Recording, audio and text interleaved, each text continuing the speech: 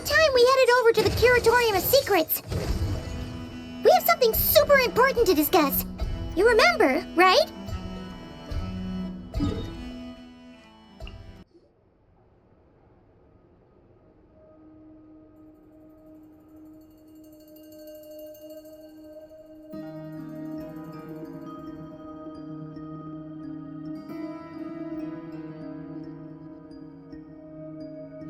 Looks like the gang's all here! Yep, all ready. How about you two? Green and good to go? Paimon's ready! Great, let's get rolling then. Great. Well, first things first. Wait. Someone's here. We heard your footsteps, although... You've been here for a while now. I take it you followed the Traveler, but I don't sense any ill intent in you. Come on.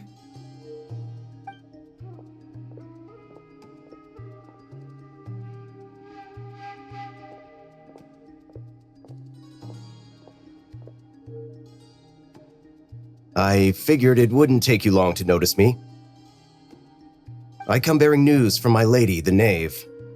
Dottore went through the motions of returning to Snezhnaya, but it was obviously a facade. However, he has not returned to the Kuvaki Experimental Design Bureau, nor has he made an appearance in Nasha Town. Well, in that case, he'll be in his lab way up north. I always wondered why he applied for his own private pad. He was planning this all along. Tell them that Sandrone and I will go on ahead. If they still intend to pursue this matter, they should meet us at the research center in the northern tip of nod-krai. Nice of Columbina's two best friends to think of us. We appreciate the heads up. Our sincere thanks to the VII for your aid. Lady Damselette may have left our organization, but at least some of her colleagues remain genuinely concerned for her well-being. Not to mention that the doctor's increasingly cryptic conduct gives us great cause for alarm. We have crossed swords many times before, but it's not personal. We're just on different sides. We don't lack humanity. And so, as fellow friends of Lady Damselette, it's only right that you should be in the know about this. Arlecchino's situational awareness has saved us a lot of trouble.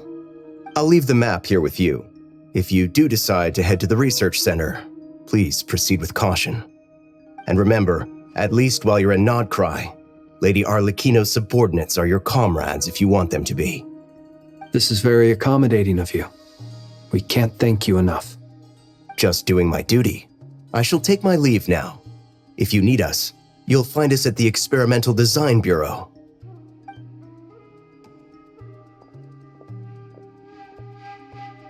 So, the doctors left the Experimental Design Bureau and headed to some research center up north.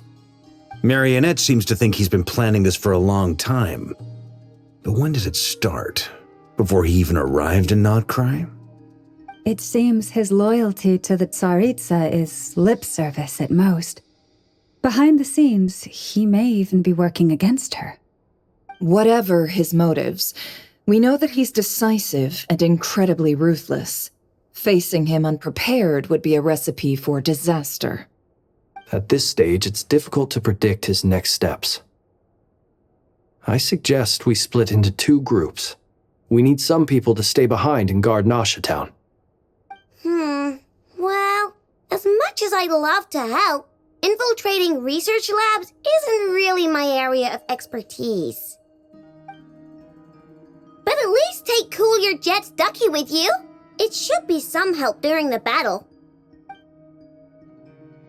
And as for Miss Inefa, I suppose you will stay to protect Miss Aino? Detecting operational logic. Protect Aino. Priority. High.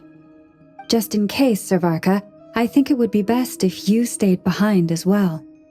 You can leave the research center to us.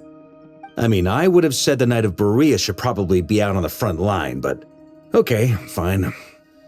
Leave Nasha Town to me. Be careful out there, okay? If things get out of hand, fall back right away. Yehoda will be on hand to assist you. In my absence, she can handle any intel gathering work. You got it, boss. You guys make sure to get back here in one piece, alright? We will. Things are moving fast. We'd better head off soon if we hope to keep pace. So, it's infiltrate a secret research facility, or... Yeah, alright. Paimon will help out here instead. Sounds like it's gonna be a pretty intense fight. We all have to bring our A game here. So, anything you need to wrap up before we leave? Then you'd better get going. Very well.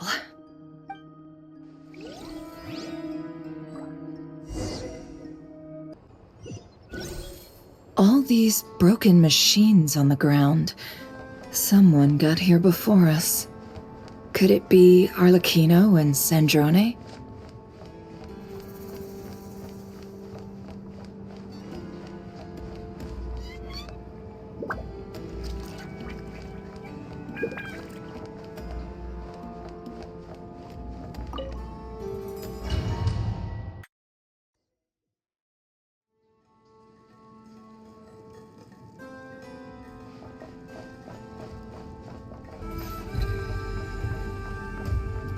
That's quite a welcome party. Leave this place. Water jet!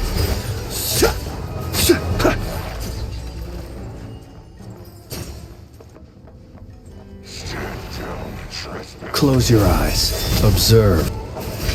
Be silent.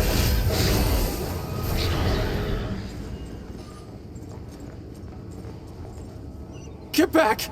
I said get back! Do you hear me?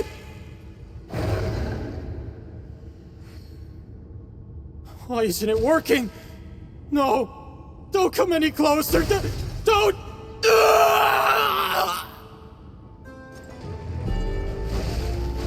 The long sleep beckons. Close your eyes. Heads up. You poor souls. May your spirits find peace. Grab that key on the ground. We'll probably need it at some point.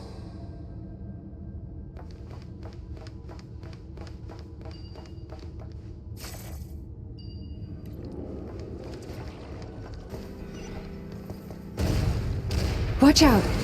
Ugh, there's no way through. Let's go around.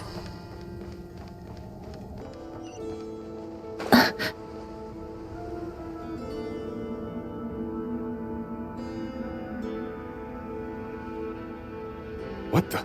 Trespassers? Here? What's wrong with you people? We're looking for the doctor, and we understand he might be here. I see you're fleeing the facility. You looking to settle a score with the doctor? Good luck with that. I don't think you have many chances left. Perhaps. But you might have a chance to live if you start talking. 2 other harbingers had the same idea as you. They're already inside. But what good is it gonna do?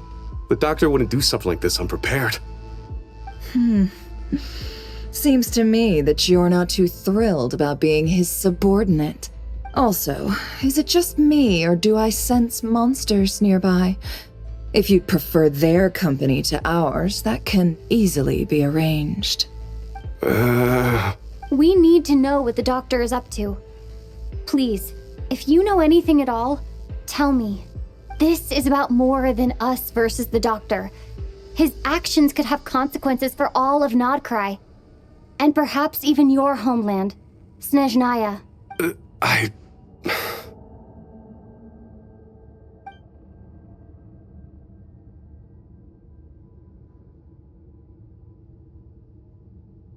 He's building something. Ambitious doesn't even begin to describe it. Feels like this could be the big one. God knows how long he's been planning it. A while back, he told us he'd be returning to Snezhnaya. We weren't expecting him back so soon.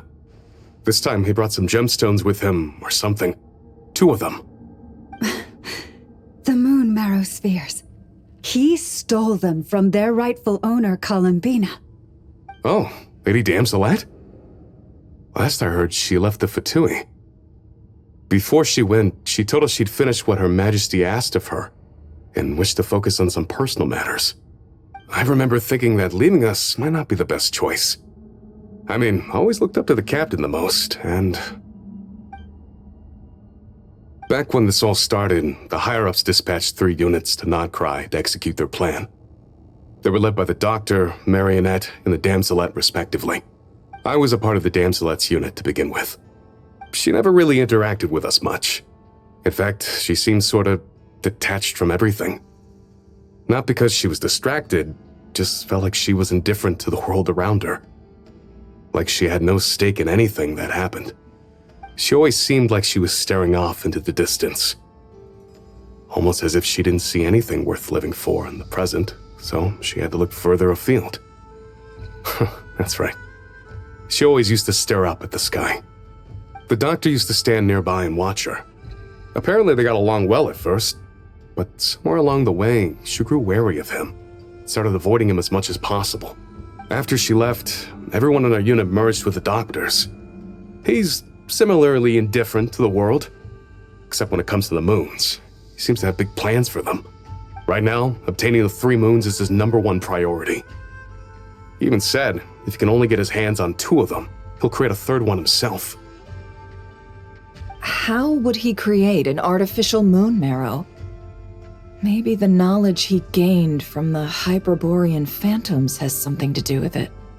Thank you for cooperating. We appreciate the level of detail. I get the sense that you'd serve under Columbina again if you had the chance. Would that be fair? No, she's no longer a harbinger. As a member of the Fatui, my loyalty will always belong to the Tsaritsa. I'm only telling you all this because I don't completely trust the Doctor. His actions do not align with the goals that first brought us to nod-krai. I understand.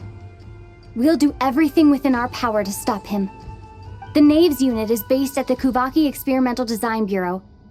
Maybe you can seek refuge with them. Well, now we know what's going on here. Artificial moon marrow. He's likely well on the way to completing it. Dottore's technological capabilities are far more advanced than I thought. I fear this could get ugly. Everyone, prepare yourselves.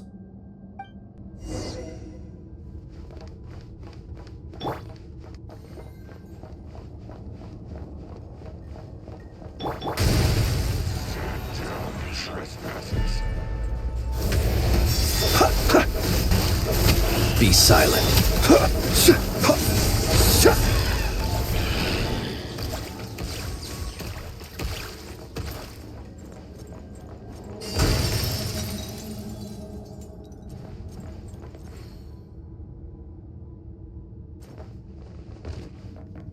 Observe. Close your eyes.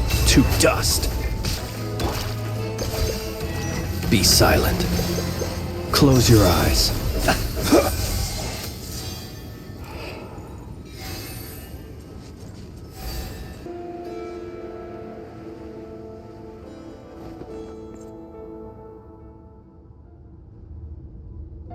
Welcome, one and all. I've been expecting you. I hope my humble research facility is to your liking. Yeah, we really appreciated fighting our way in through a horde of monsters. The gall! You expect us to believe you've just been patiently waiting for us? Of course I have. Should I be worried about something? Everything seems to be going quite smoothly so far, and you've shown up right on schedule. First Sandrone and Arlecchino, now you. Ah, quite a surfeit of guests I've had today. If you were looking for them, I should probably mention that Arlecchino disappeared as soon as she entered the facility. As for Sandrone, why, she stood right here only moments ago demanding answers from me at the top of her voice. Hardly out of character. She never was one for basic courtesy. But I have to admit, I was a little surprised to see her showing concern for someone besides herself. Does everyone you associate with undergo such a change in temperament? Speaking as a researcher, I have to say, it is not a change for the better. It threatens one's ability to remain objective. Well, since you ask. So you've got your hands on the moon marrow, and now you're claiming godhood. Don't you think that's a bit of a stretch, dottore? I must protest what you are insinuating with that phrase, claiming godhood. I am not claiming anything. I am stating a fact. You're a researcher. I'm sure you appreciate the distinction between the two. Huh? Wait, you really think you're all that? You'll excuse me if I'm not being a polite little lady for you. We're colleagues. We both know what kind of person you are. By the same token, I knew you'd respond along those lines. You and I both understand that facts speak louder than words. To that end, I've had my people send you a small gift. It should go some way toward helping you understand my present position. What gift? Where have all your troops gone? Who knows? Perhaps they are already marching toward a new world, following in the footsteps of an unknown god. As vulgar and arrogant as you may be, dear Sandrone, I have no intention of taking out my displeasure on your subordinates. They will enjoy equal rights to my own. You sent your people to the Experimental Design Bureau? That's the Tsaritsa's property. Yes, and I am very mindful of Her Majesty's instructions. But you know full well that they do not conflict with my present goals. In which case, all I'm doing is conducting another one of my experiments. Is there a problem with that? Now then, you have a judgment call to make. Am I simply lying to stall you? Or is it possible that every word I am saying is the truth? In which case, your subordinates really are in danger. So now you've turned on fellow Fatui soldiers. You're completely insane. I have set a new rule for myself.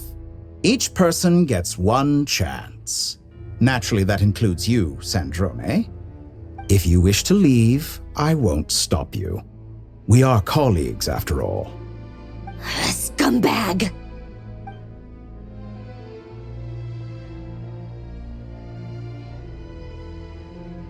Still, I hadn't counted on Sandrone sparing any thought for the people of this world. Shame. I always found her self-centeredness to be one of her few better qualities. How can she ever hope to achieve greatness when she's so obsessed with protecting her little design bureau? It's more than a little disingenuous to speak of achieving greatness while taking hostages. Or does honor no longer mean anything to you? Honor? I have the marrow of 2 moons in my possession and will soon complete the construction of a 3rd. I will be the god of a new world. And you speak to me of honor?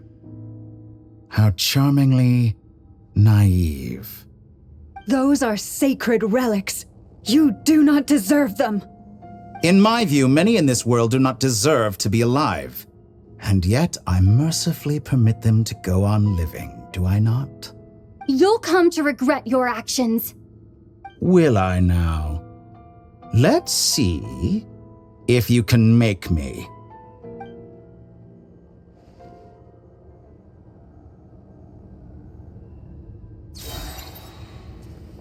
Be silent. Do you fear the dark? Get lost! Close your eyes. Do you fear the dark? For the everlasting. Arlecchino! Thanks for the assistance. Arlecchino? They see you as an ally? What a farce.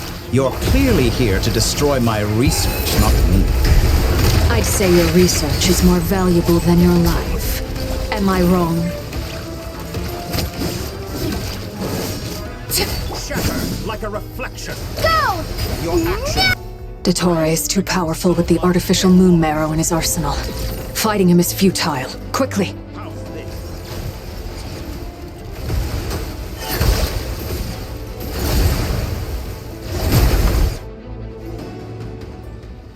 Let's go. I've always thought it is wiser to flee than surrender.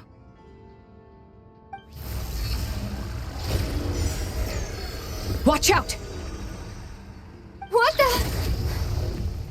Forget about me! You should. Where's the Traveler?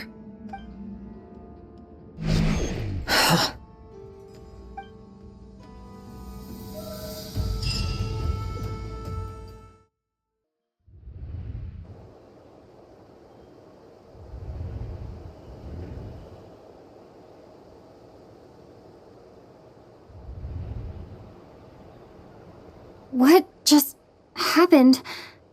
Nasha Town? How did I get here? Strange. I remember being trapped by dottore during the battle, and now, all of a sudden, I'm here. Something weird is going on. I guess I'll start by exploring the area. Huh? Traveler? What brings you here at this hour? Huh? What are you in the mood for today? A hot dog? Or something else? We've got some special discounts at the moment. Want to see the menu? Sorry, I'm not hungry right now. Ah. Well, feel free to take a seat for now. Let me know if you change your mind. Everyone seems to be acting normal. Am I just overthinking? Oh, darling, look who it is. One of our regular customers. Get the Traveler something to eat, would you, dear? Wait. Why is he talking like that? Well, I'd love to, but can't serve a customer unless they order something. Anyway, I take it your business is wrapped up? Yes, thankfully. It was a long trip, and it's left me feeling pretty exhausted. But the upshot is, I won't have to leave again for a good while. We can have some quality time to ourselves. Wait. These two are a couple? I see some kids around too. I didn't know they had a family. Hey there! I haven't seen you in ages! What's keeping you so busy? I've been looking forward to playing with you again. You forgot already? You're silly. Daddy brought you over to our house recently. We had some snacks together. What is she talking about? We've had a lot of customers over the last few days, so we've been real busy. And like my mom always says, some people are more than just customers. They're friends. Oh, another customer's arrived. I better go see what they want. This is all wrong. I never once heard the owner of this restaurant talk about their family. It certainly isn't a family-run business. And that child, I don't recognize her at all. Could this be a false memory? Very good. I knew you had it in you. Aren't you going to try the house special? When did he show up? No, none of this is real. You don't seem to like it here. That's fine. We can change venues.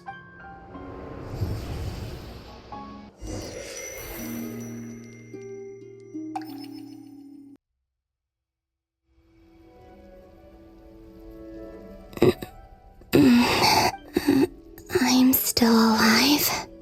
Where is this place? It took all my strength to open the moon gate, and then I leapt into it. So this is the moon's reflection? The mysterious realm beyond the gate?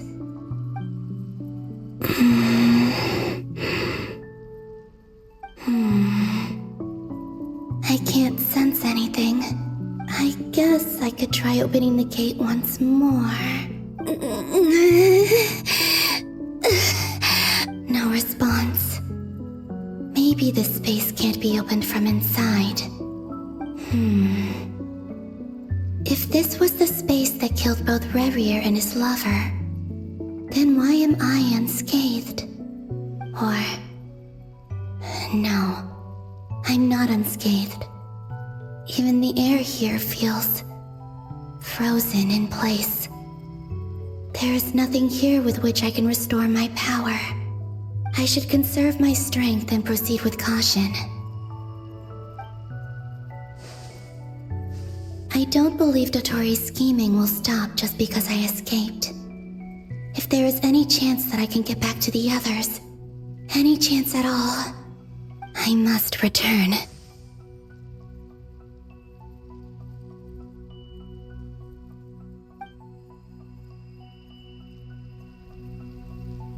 Emptiness, silence. What is this place? Or maybe the real question is, what is it for? What's this? Looks like it responds to my power.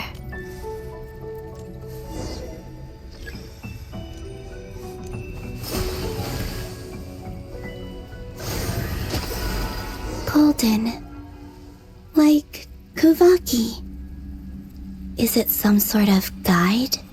And why does it feel so familiar? I might as well follow it.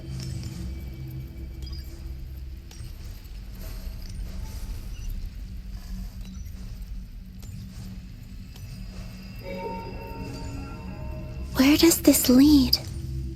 Could it be the exit?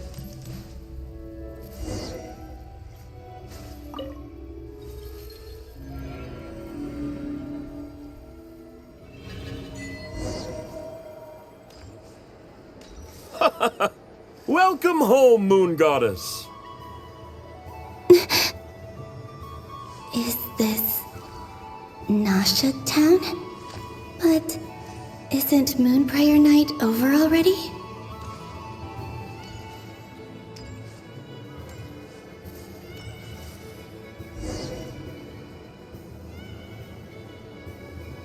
Goodbye for now, Columbina. I hope you have a wonderful night. I will. Llama, everyone else, and me? Are these my memories?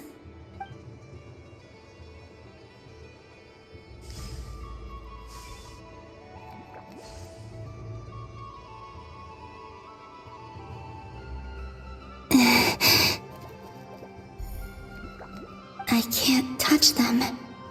It's as if we're separated by some impenetrable power.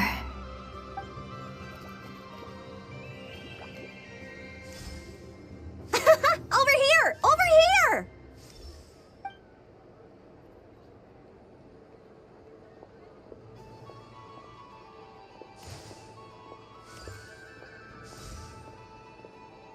But the people in these memories pass right through me. Just like when I disappeared. If only I had known what would come to pass after that. Even so, I should still take a look around. Just being back here, it gives me the strength to keep going.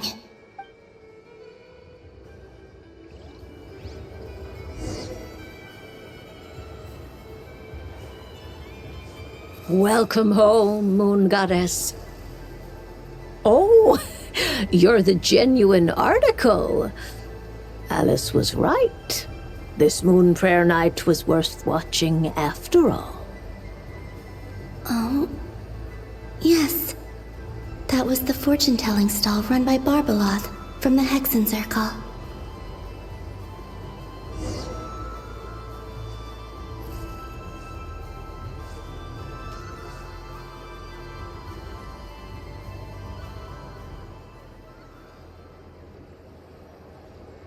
Please, draw the first lunar arcana.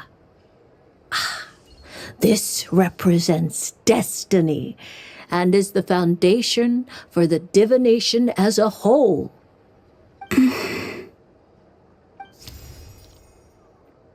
My destiny. I believe the card I drew was the moon. Now that I think about it, Barbeloth's divination was absolutely right. It's almost time to draw the last card. The one that represents the future.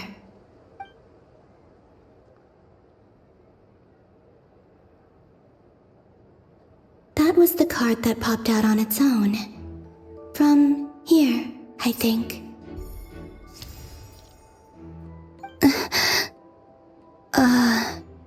Kuvaki pulse? What? Fascinating. I've never encountered this before in my role as a diviner. What's going on? Did that card leave the deck because of my influence? All I did was try to touch it, and then... Maybe this memory space is not untouchable after all. Are there weak points in the barrier? Or is it possible that there's more to this space than my memories alone? This card is death. I need to get to the bottom of this. I'll try touching something else. Is this the wind? No, it's gravity. It's pulling me outwards. No, Traveler!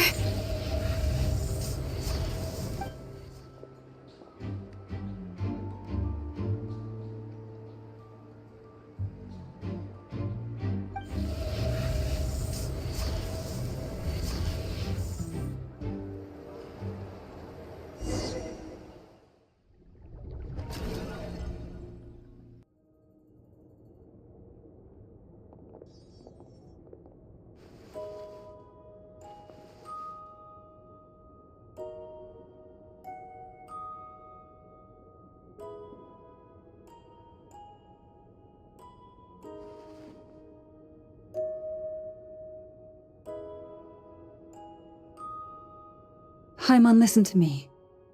From the bottom of our hearts, we are so sorry. We completely understand how you must feel. The Traveler is trapped, and we all feel responsible for it.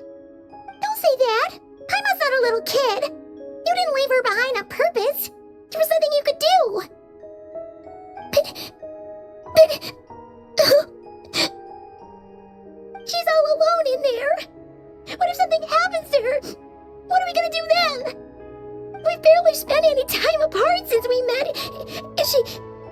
Is she gonna die? We must find a way to rescue her. We were all involved in the operation where she was captured, and we do not abandon our comrades. That being said, it won't be easy. Through conversation with the others on our return, we've arrived at a basic idea of what we're up against. Dottore's lab has clearly been in operation for a lot longer than we realized. We found many monster samples stored there. In all likelihood, they were materials he used to research his latest technology. We also know that through his contact with the phantoms of Hyperborea, he gained knowledge about the moons and certain Hyperborean technologies. Using this knowledge, he then fashioned an artificial moon marrow to serve as a replacement for the frost moon beyond the sky. Unlike Columbina, Dottore is not being rejected by Teyvat.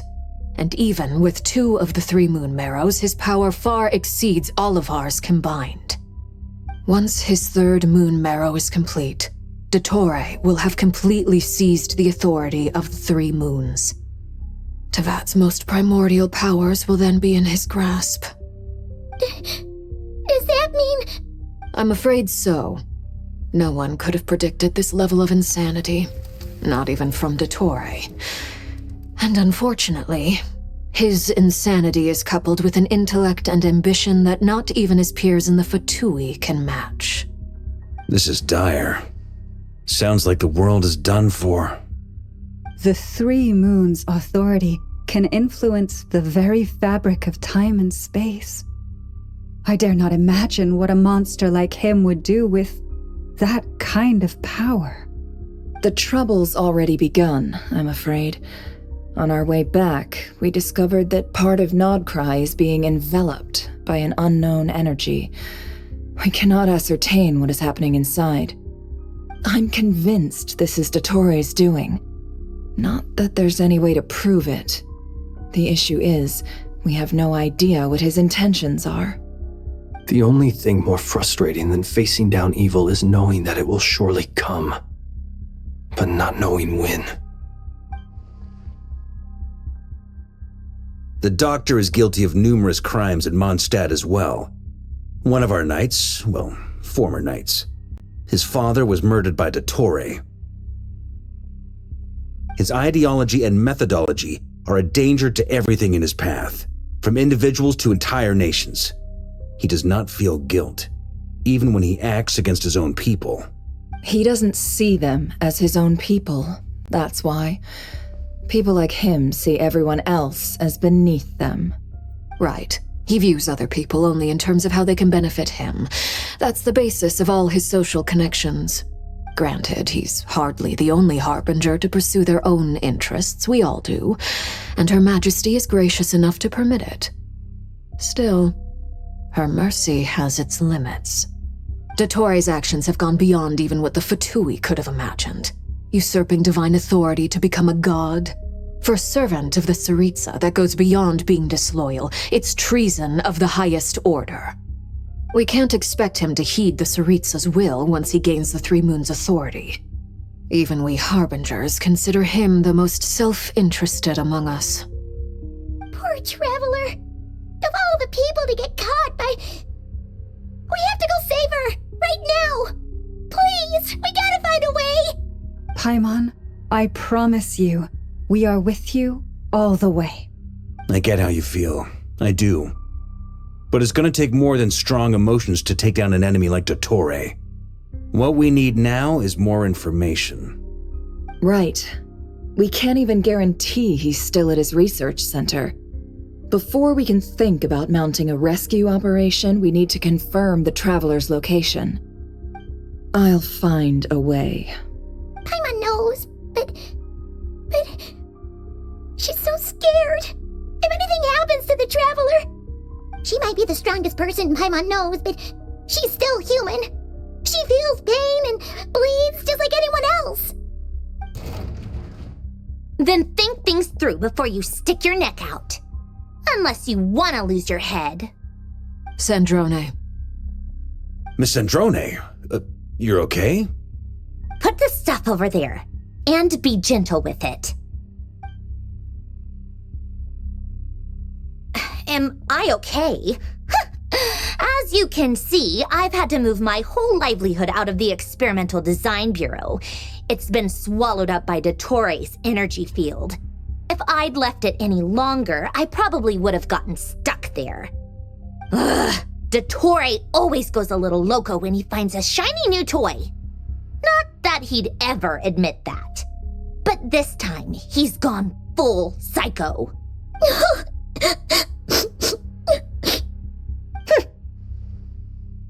Just go ahead and cry already. Sorry. Paimon's not trying to make it seem. It's just... She can't. Oh, Paimon. Let it all out. There's no shame in it. When you're overwhelmed by fear and despair, crying can help get it out of your system. You'll feel better for it. Okay then, while the baby of the group is having a moment, how about the grown-ups get to work? Give me your hand. You've made a discovery? Polonia, scan.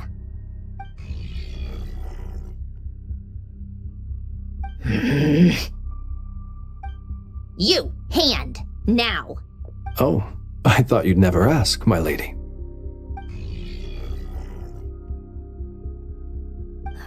Curses! You're next, then you.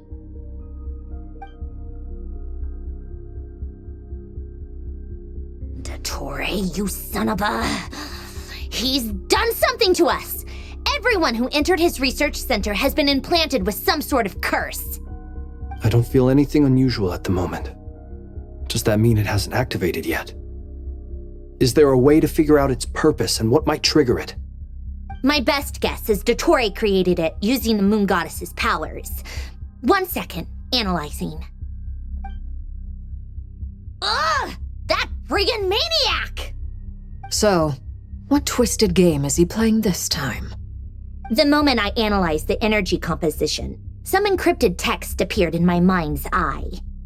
And when I deciphered it according to the Fatui standard encryption protocol, I got the following message. Feel free to run, or you will perish in nod-krai. He's mocking us. Yep, he loves to toy with people. Only in this case, there might be more to it. But I didn't detect any murderous intent or malice either in the message or the curse's energy. As if this is him at his least malicious.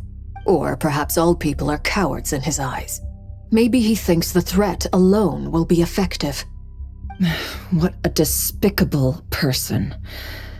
And he has the Traveler in his grasp. If I may, as unhinged as dottore may be, he has always exercised great patience with the objects of his interest. I remember a comment he made when we first arrived in nod-krai. He said, "This world is, on the whole, an exceedingly dull place. But at least there are a few intriguing features, such as the gods or the Traveler. Presumably, they interest him because they're unknown quantities. He wants to understand as much as he can about them." Agreed. The Traveler is Tevat's fourth descender. All harbingers are aware of this. Since dottore took such pains to capture the Traveler, he is unlikely to kill her right away. Okay, but we still have to do that rescue operation. Of course. I also think we need to read between the lines with dottore's message. If he's encouraging us to run, that means we mustn't leave nod-krai under any circumstances. My guess is, his curse will only trigger if we leave.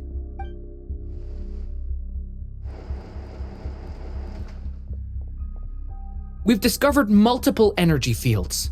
Albedo is still attempting to analyze their structure. He told me to report back first.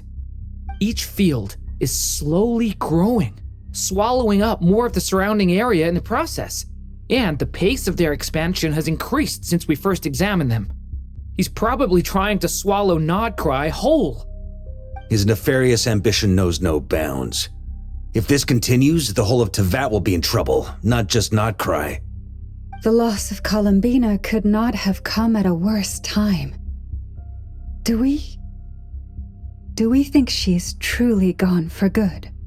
She entered the space beyond the Moon Gate, knowing what became of Rerir and Thelindis.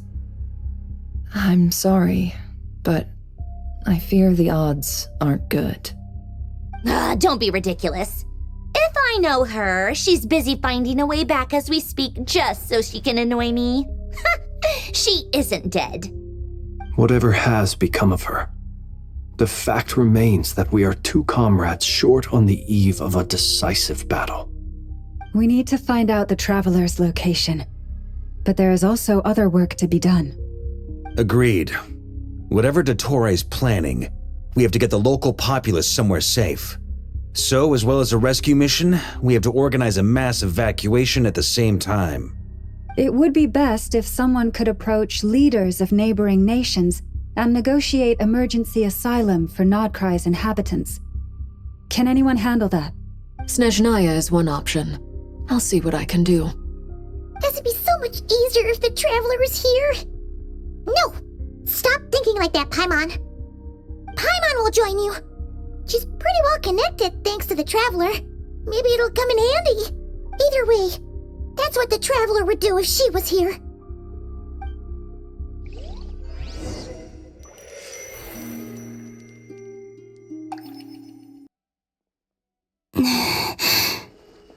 Back here again. That gravitational force that pulled me back. Is this where it came from? When I saw that memory of Moon Prayer Night, I think I influenced reality. Was it just a coincidence? Or, if only I could have sent the others some kind of warning on Moon Prayer Night, maybe we could have stopped dottore. I feel so heavy. Does entering that space consume a lot of energy?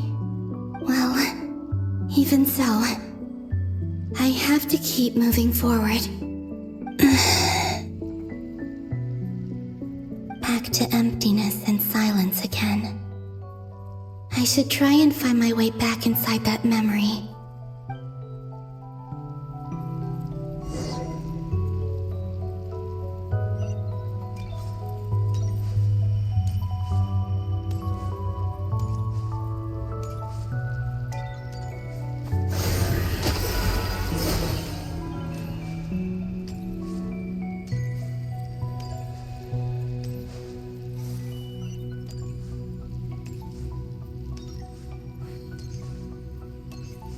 entrance from last time isn't showing up. Looks like I need to gather these scattered fragments.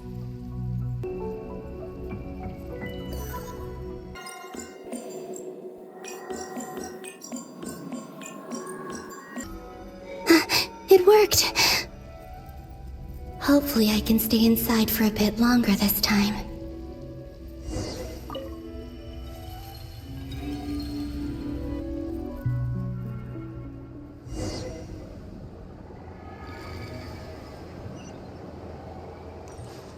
Ad Astra Abyssosque. Welcome to the Adventurers Guild.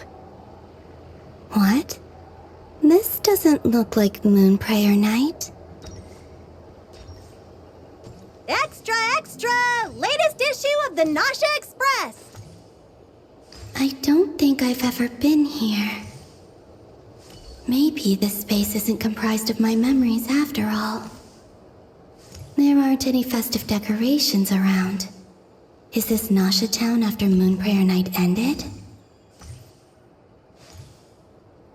Did Dottore's plan not affect the town? Or is no one aware of what happened because he used the Three Moons' authority? Let me see if I can influence anyone else.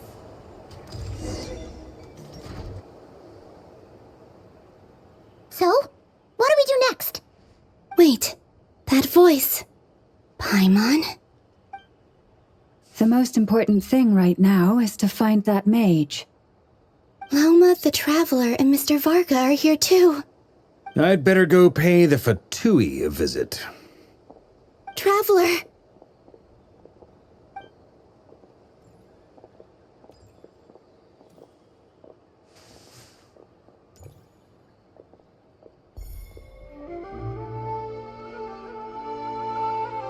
Huh? Columbina? I made contact. It's me, Columbina. Huh?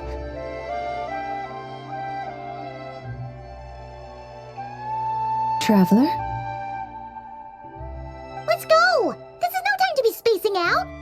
Huh? Huh? Wait a moment. This has happened before. Huh? This is what happened when I disappeared. I stood right over there, thinking that no one would ever find me again. It was only when she called my name that I decided to follow them. But did she turn around because she sensed my touch just now?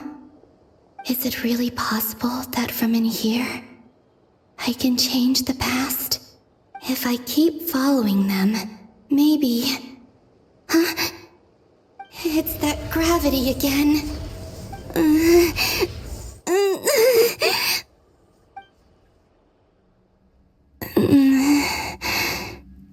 Every time I influence reality within that space, this force intervenes and pulls me back. It's as if it's trying to stop me from leaving. I'm getting weaker and weaker. I'll just have to try another approach next time. Come on, Columbina. Keep going. You have to tell everyone what happened. Suddenly, I've been plunged into darkness. It feels strange. As if something has grabbed hold of me. Is dottore now powerful enough to interfere with space itself? Look at you, standing so still in total silence. I almost didn't recognize you. Hello there, traveler. He seems to be in a good mood. Wait, what's that behind him? Ah, so you noticed. This is the completed trilune. 2 primordial moon marrows and 1 artificial specimen. You are wary of it. Good. Maintain that reverence. You performed well in that recent battle. Brave and reckless as always. Courage is the sign of a true hero, and impulsiveness is the hallmark of those who strive to advance. I say this not to belittle you.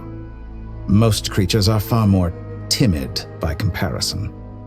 3 moon marrows. Does that mean the artificial one is now complete too? Well spotted. What do you think? For a replica I built myself, I dare say it looks the part.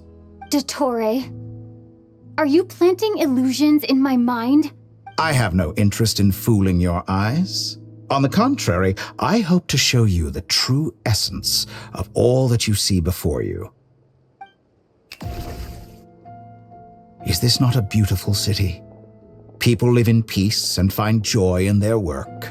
The streets are safe. People can even leave their doors unlocked at night.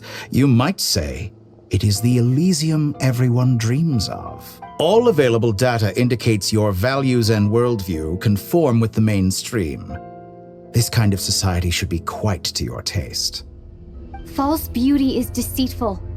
Lies are to no one's taste.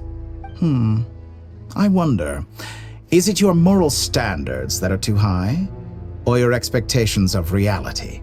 Answer me this. If someone existed in a sweet dream from the moment they were born, a dream in which they never once felt pain, which do you think they would consider superior? The dream or the reality? That's pure sophistry. It has nothing to do with your actions. As I suspected. You have yet to understand all of this for what it really is. What do you want from me? You sound impatient. Do you think the only reason I'm keeping you is because I want something from you? If it's not, then why haven't you killed me yet? No one can stop you if you're as powerful as a god.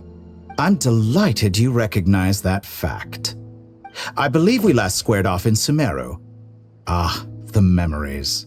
How time flies. You and I have both grown. I'm not surprised that Arlecchino and Sandrone worked with you. You've always a way of slowly but surely ingratiating yourself with all levels of society.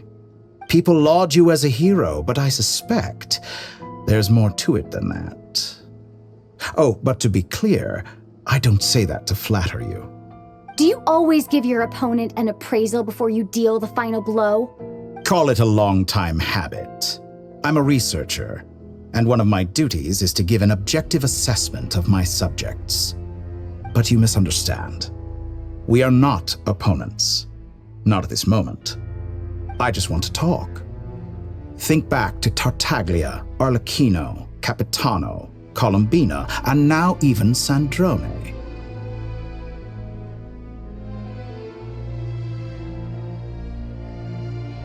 You've worked with each of them in the past. I believe you can work with me as well. What makes you so sure? Well, why not? Should the good associate only with the good and the bad befriend only the bad? I like to think we could have a more mature relationship than that. Surely you don't think all your relationships are grounded in friendship or shared ideals. People come together because it benefits them to do so. If you think of the people you admire, you must surely admit that they have provided some benefit to you. Morality, ambition, dreams. People have plenty of words to embellish the nature of their relationships. But once you break free from those ethical frameworks, you will see that the only thing connecting the two of you is mutual benefit. And that is what I'd like to talk to you about. We're finally getting into it. He's probably been planning to kidnap me for a long time now. But for what exactly? He has the authority of all 3 moons. I won't be able to gain the upper hand in a fight. Best if I pretend that I'm willing to negotiate for now. You say you're a god, but you also speak of mutual benefit. What could a god want that the 3 moons cannot provide? Excellent question. But before I answer, I would ask you the same thing. Gaining Columbina's allegiance was a rare and extraordinary feat. But the Moon Marrows are now in my hands, and I have the edge over her. For this artificial moon is not being rejected by Teyvat. Her identity and lineage may have been a thing of glory in the old world. But they were also shackles that prevented her from ever integrating into Teyvat.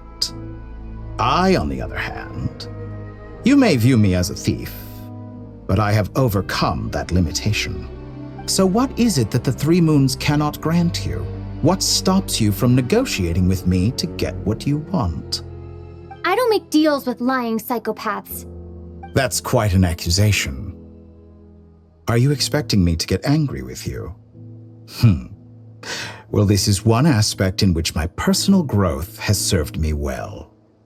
In the past, my less mature self might have been disappointed, perhaps even angry, over a small setback like this.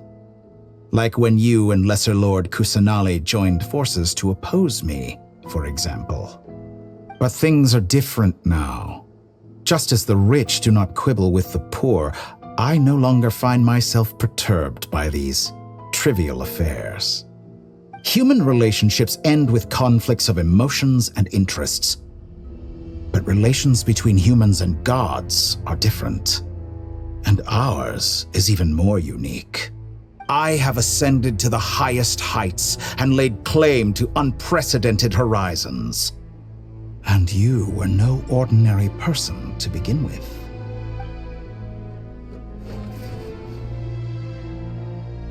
Allow me to show you the world, Descender.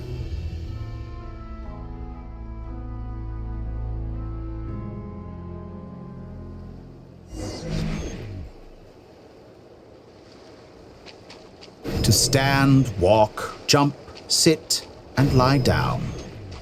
These are the most common of behaviors. Have you ever wondered why we were born following such laws? Who stipulated that we could not fly instead of walk?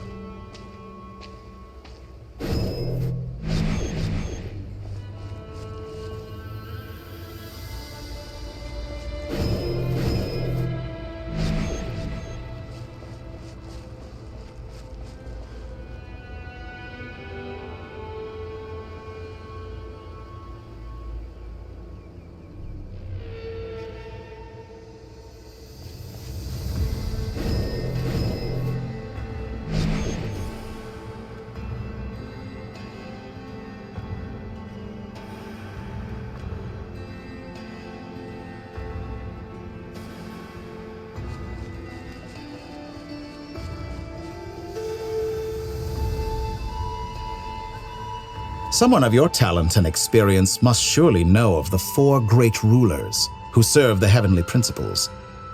They govern life, death, time, and space.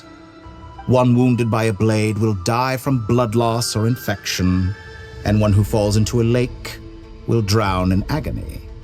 The elderly wallow in solitude, and the solitary age faster.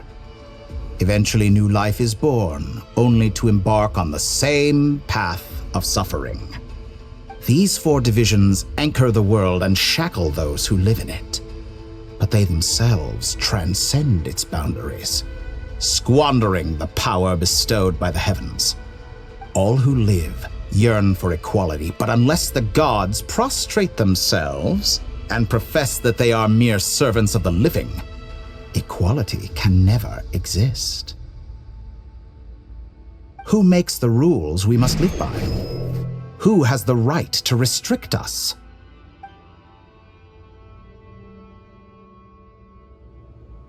The limits of the body can be rejected.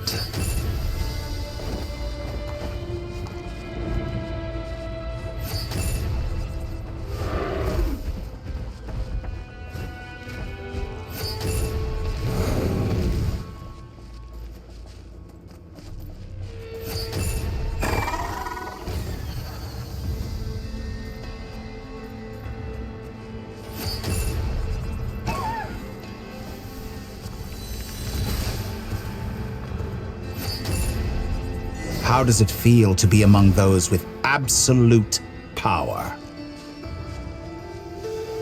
You cannot conceive the extent to which your flesh hinders your mind and spirit.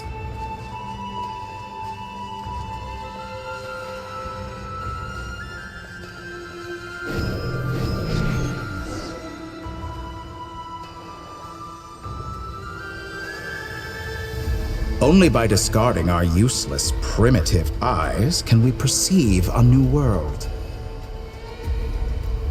How narrow-minded we all were in the past. Why should the final answer of the world not be the power that predates those of life, death, time, and space? The power of the Trilune. Through it, I have glimpsed new experimental possibilities. Nature suppressed, authority exiled, souls controlled.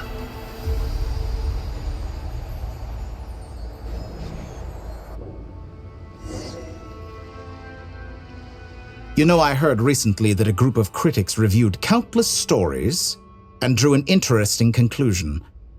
They found that it is more often than not the villains who strive tirelessly to push the boundaries of progress. In fact, long before this, someone voiced a similar idea in an academia editorial. I felt a great affinity with this perspective.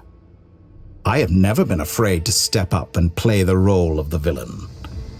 Fanatics are trampled down for their transgressions, and those who transcend are rebuked for their audacity.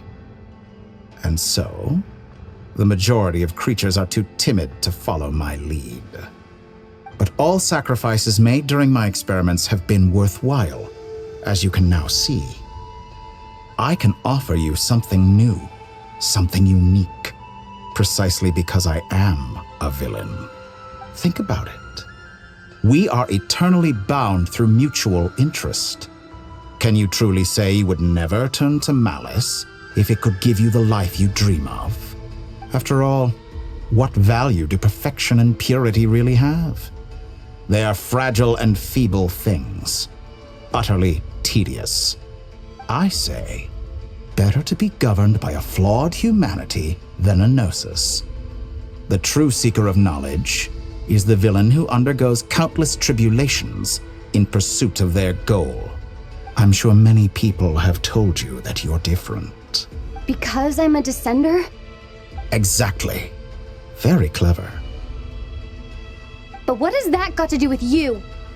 I do not conceal my wicked deeds, my selfish desires, or my greed. A true researcher must act as I do if they are to understand and speak of the truth. And yet, a knowledge seeker like myself will inevitably grow tired of studying Tevat beyond a point. You have traveled to all corners of the world and met many people.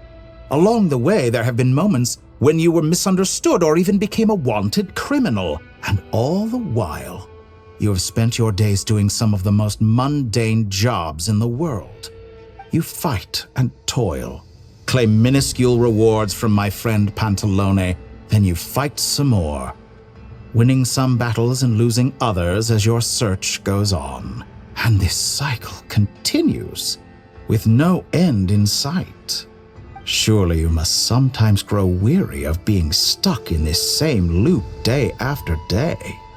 We're completely different. I embrace everything that life throws at me. I am engaged in every step of my journey. How does that make us different? I too embrace what life brings, researching everything that interests me. Think of all the novel things I've managed to create, like the artificial moon marrow.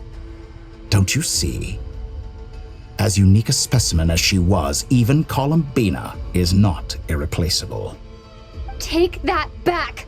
She's gone because of your actions! I didn't say that to anger you. Though admittedly, I don't see what there is to be angry about. Anything Columbina could do for you, I can do better.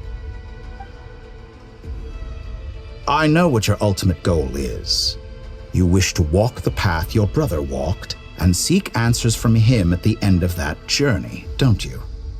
Someone like you could never understand what it feels like to care about another person the way I care about him. Perhaps not. But that doesn't mean I can't help. I could find your brother right now, bring him before you, and make him give you the answers you seek. Don't be so presumptuous. You'll never begin to understand the situation between us. Oh, no. This is no presumption. I'm only offering what I know is possible with the power of the Trilune. But it seems like you would sooner continue with your journey through this world. Why? Do you truly desire this journey? Or is it simply a necessary process from which you cannot escape? Think of all the time and energy you have spent, everything you've had to endure just to make it this far. Is this really what you want? Or has your hand been forced by the promise of that final answer? Yes, you have made many friends. But do they ever spare a thought for the void in your heart and what it yearns for? What you want is not friends. It is family. But do they know this? I, on the other hand, am far more considerate. Join my experiment, and in return, I will bring your meaningless journey and all its struggles to an end. This is a malicious attempt to manipulate me. But at the same time, he's stating some very human truths. Of course, he's right about my predicament. How can I deny it? I have faced ungrateful strangers, never-ending troubles, an endless quest for answers. I want to see him. After everything I've been through, words can't describe how much I miss him, how much I want to be reunited with him. Wherever you are right now, do you miss me too?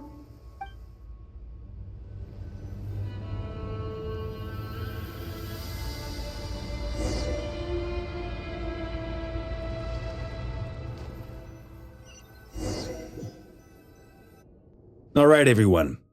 Our next mission is clear. We need to contact all the major organizations, explain the situation to the public, and then begin the evacuation. The residents of nod-krai are quite dispersed. The two most populated areas are the Southern Isles and Pyramida. Miss Lauma, I will leave Hisi Island and Nasha Town in your hands. I will liaise with the Fatui and Pyramida. Agreed. We will reach out to Natlan and Snezhnaya. Anyone found north of the Experimental Design Bureau should follow the Fatui to Snezhnaya. As for those dwelling south of that line, I will ask the Voynich Guild to help persuade them to leave. Then I, Mr. Varka, and the Frostmoon Scions will escort them to Natlan. The Voynich Guild has dealings with the Curatorium of Secrets. I will send them a letter vouching for your credibility. Yehoda, you should help Lauma. This is too big of a task for one person. My wish has come true. You're willingly lending me your most capable employee for the day. Well, good for you if all this only takes a day. Of course, if it takes any longer, I'll be charging a fee. Boss, wait! Don't I get a say in this? Oh, I'm sorry. Something to add, Yehoda? Well, no one's more important to me than you, boss. And remember how Lauma healed your eyes after that big battle?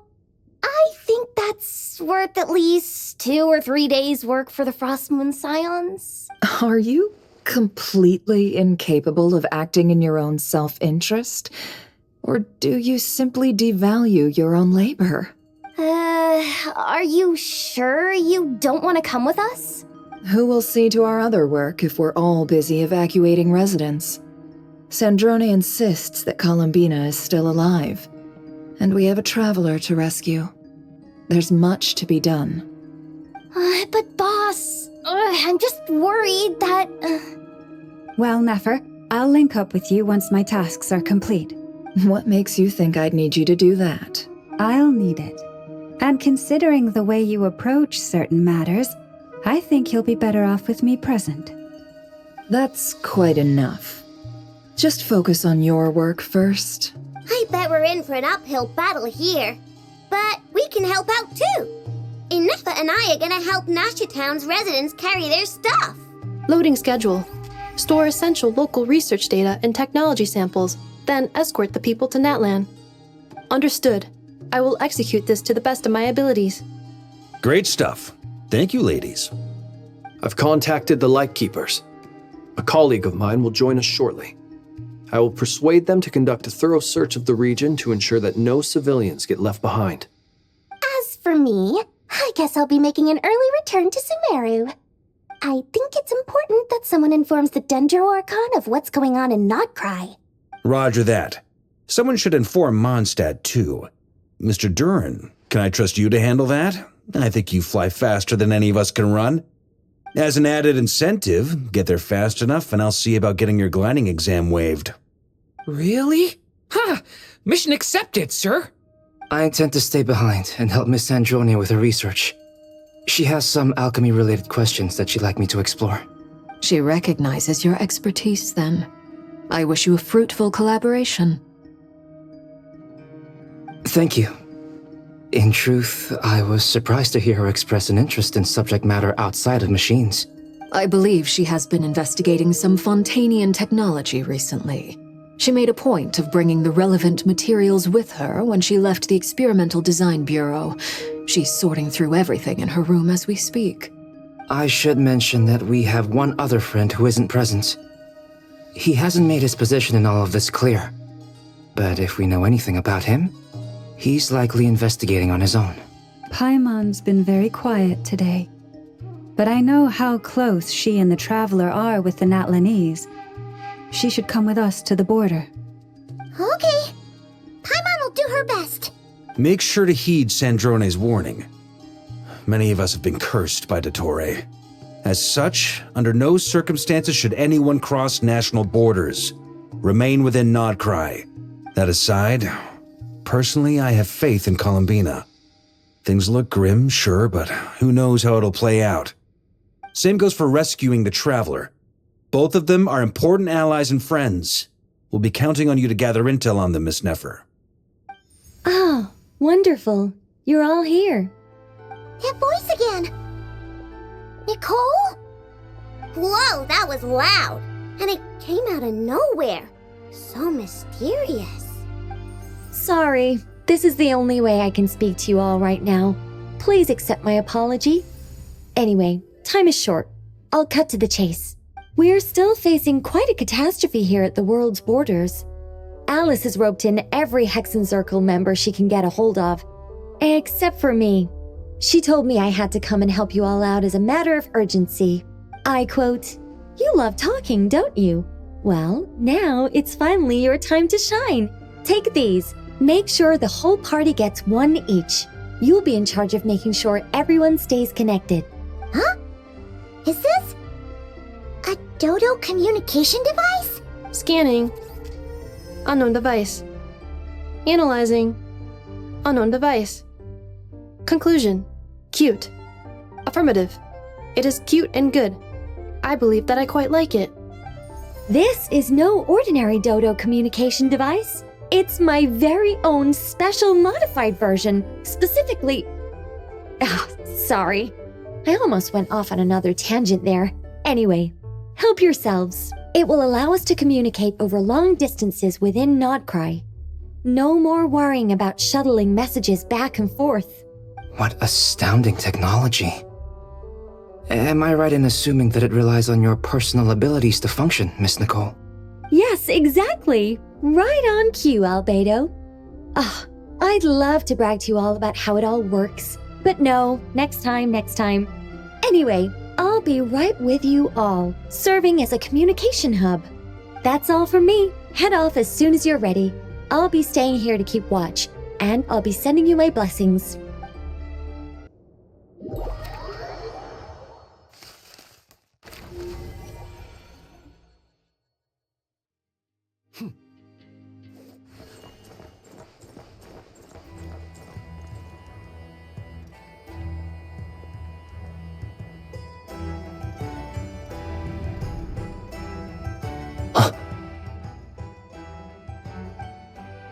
Ah, Sir Flint.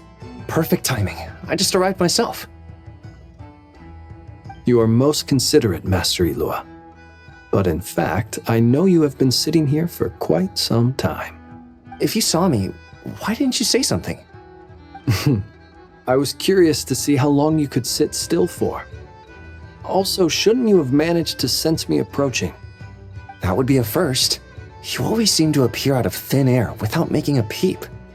Also, How many times do I have to tell you not to address me as master? I don't qualify. I beg to differ. Why should a young man so well versed in social graces as yourself not be worthy of that title? Please, Lord Flint's, Sir Flint's, I'm begging you, don't flatter me into complacency like you do with everyone else. You understand me better than most. My newest acquaintances tell me I love complimenting others. What do you think? I think they don't understand why you do it. You just love puffing people up till they're a big, happy ball of hot air that floats away into the sky. In all sincerity, I can only hope that they bring good tidings when they come back down to Earth. Is the situation that bad? We just held a strategy meeting. Let me fill you in.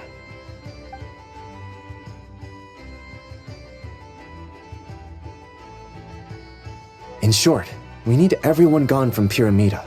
We also need a team of Lightkeepers to scour the more remote regions of nod-krai for civilians to evacuate. I only hope we have enough personnel. We do. Old Man Nikita will definitely help, and we can recall anyone out on patrol to focus on this instead. Good. I'm sure you and the others will make short work of this.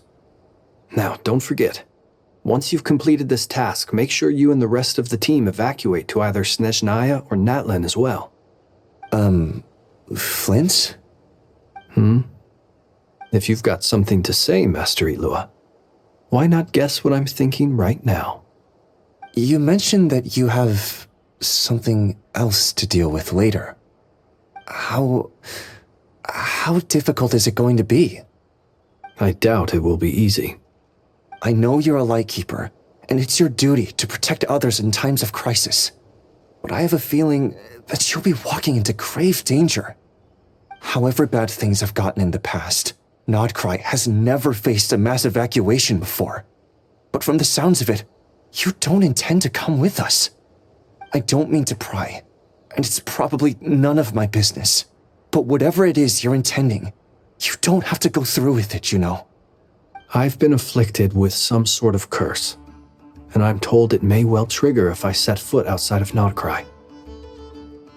As such, I cannot leave. I have to act, if for no other reason than to fight this curse. What? No. Why? Why would anyone want to curse you? There are plenty of people out there willing to trample over others in pursuit of their own goals. Frankly, Sir Flint, I am furious. You're making light of what is an incredibly serious situation. Indeed I am. And? And what? I told you, I'm furious about this. Nothing I can do about it, I'm afraid. Things happen, and we just have to deal with them. If you find yourself feeling angry, perhaps start by drinking a big glass of water. Hey, you mean you're completely unmoved by my anger? I'm devastated. Then allow me to express my sincerest regret. Come by the lighthouse sometime. We'll catch ourselves a few fish, have a little barbecue, play some cards, and bask in the sun. Maybe I need to spell this out. Lean in a little, Flint. Oh my, this doesn't bode well. Word is that you were caught up in a real horror show recently. People were amazed that you returned safe and sound. They've been debating whether you're even human. I've returned safe and sound from plenty of crises. When you say people, do you mean other people, or do you just mean you? Fine. I'll be frank. You're not human, are you? Heavens. Now that's a horrifying thought. You know what? Forget it. We'll revisit this once it's all over. A sound plan.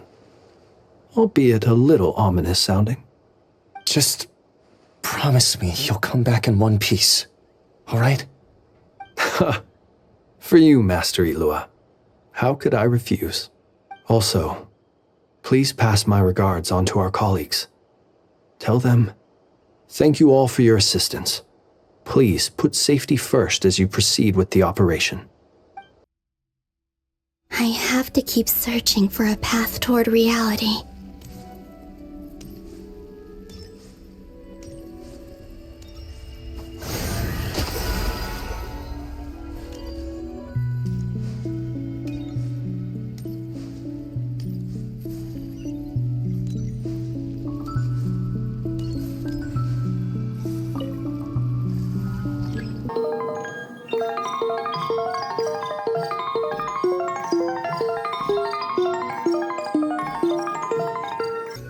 This should do it. The last 2 times I tried to influence reality in this space, it consumed a lot of Kuvaki. I'll try and be more careful this time. I need to leave key clues behind using less power. I hope everyone still remembers what I said on Moon Prayer Night.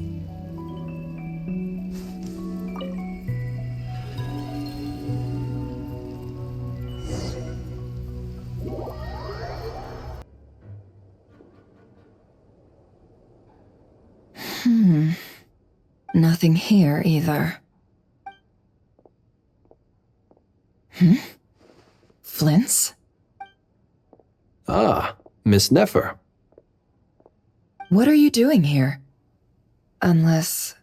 I just spoke with Ilua about arrangements for the search and came for a walk nearby. As for you, why would... It appears we think along similar lines. And neither of us likes to accept things at face value. As well as figuring out how to gather intel on the Traveler, I wanted to confirm some of my own suspicions.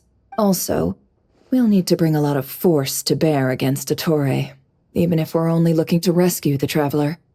We can't leave anything to chance. You don't think Columbina perished either, do you? I'm merely considering the possibility that she survived. Just as you are. How much can we really know about a deity like her anyway? Do you remember what she said on Moon Prayer Night? About using moonlight to send messages to us? Of course. I think that's why we're both here. Where have you checked so far? I've been focusing on the outdoors. Anywhere the moonlight shines. I checked most of Nasha Town, but didn't find anything. I checked the Curatorium of Secrets, and a few rooms where I thought I might find some leads. But no luck here either. The only places I haven't looked yet are the rooms in the flagship. But process of elimination isn't the only thing that brought me here. Oh, really? What's your other reason? After all that build-up, our mystery ally never showed up even once!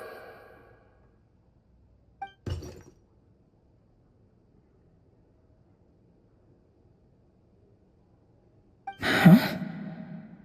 Am I imagining things?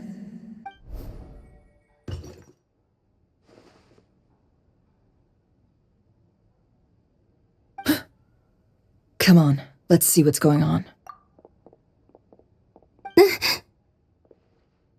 Oh no. I knocked over a vase as soon as I came in. It must have been caused by a Kuvaki fluctuation when I entered the space. Although, it seems like I'm not about to be pulled away this time. It looks like as long as I'm careful with my actions, it doesn't count as influencing reality. Anyway, is this the flagship? The Traveler mentioned that's where she was staying. I only went into the lobby last time, so I've never actually been here before. How does this space work? If nothing else, I can now be sure that it is not simply memory. She mentioned where her room was. I think it's this one.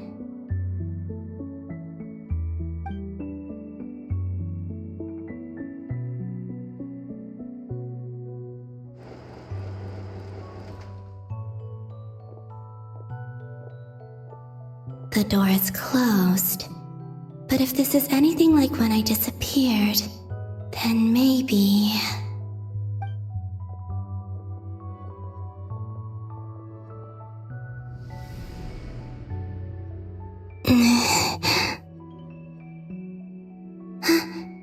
I'm in.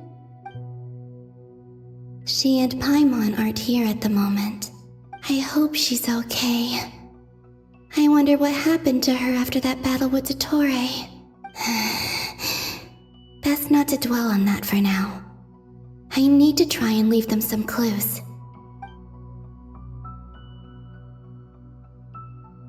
Please, Traveler. I really hope you find this.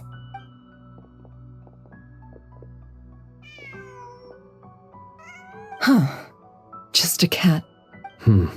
Nothing else here strikes me as noteworthy. Didn't you stay here for a couple of nights once? Before Rarir showed himself, yes. It's also where the Traveler and I first met. Did you notice anything unusual during your stay? I remember thinking how much noisier the flagship is at night compared to the graveyard. Other than that, no. The Traveler and Paimon were most congenial neighbors. This is where they've been staying, yes? Over here? That's right. I wouldn't usually condone breaking and entering, but we can make it up to them later. Focus now. I have to write a message on the wall using Kuvaki, just like I said on Moon Prayer Night. Simply open your windows on nights when the moon shines bright, and the moonlight will naturally flow towards the words I have written. Here goes. I'll need to carefully control my strength.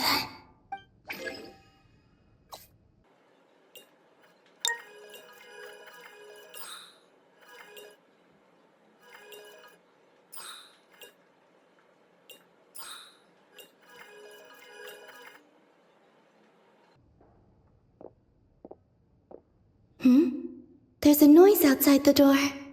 Is she back? Please, you have to see these words.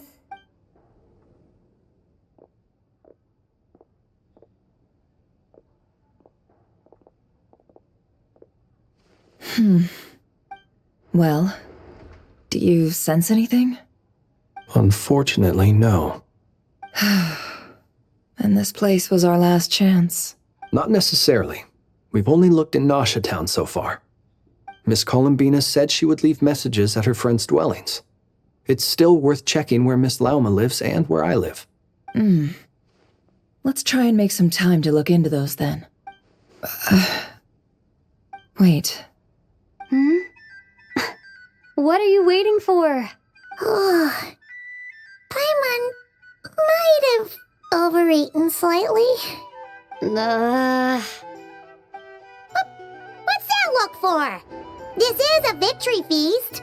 It's normal to eat a little more than usual. The Traveler and Paimon. It's really you. But why are they talking about a victory feast? Huh. You worried Paimon's sick while you were out there fighting Rarir. So this is your chance to make it up to her, alright? Wait.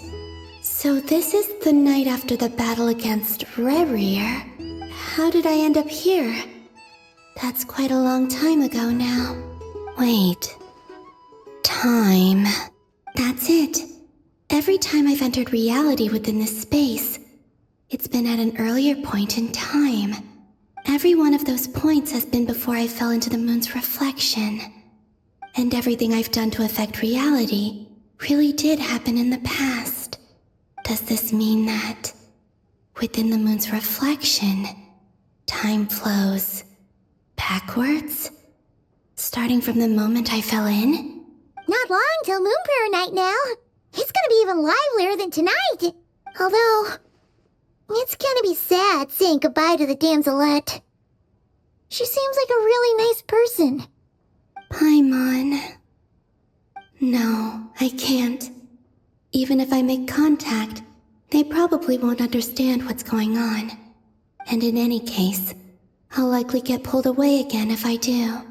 Instead, I have to find a way to get them to notice what I've written using the moonlight. Wait, even I hadn't thought of doing that before Moon Prayer Night. They'd never conceive of that possibility. Is there truly no other way? Don't lose heart. We'll find a way somehow. Huh? Oh, you say that, but the Frost Moon is beyond the fall sky. If we wanted to go visit her, how would we make it through to the other side? We might not have all the answers now, but I'm sure we'll find a way one day. Huh. Guess someone's gotta be the optimist. The present. The future. That's right. There are still things I can do. What's your plan? Flins, when you were staying next door, did you ever open the window? No. The rooms here are dark and damp, and there's such a buildup of dust on the windows that the moonlight can't even get in. I didn't think it was worth the trouble. The moonlight? I think I see where you're going. One moment. I'll see if the— Don't bother. Time is of the essence.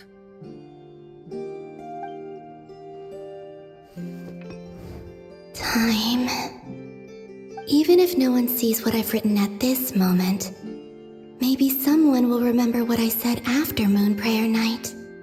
I need to write down as much information as I can. And maybe one day... Huh? What's up with you? You can't even hold your cup steady.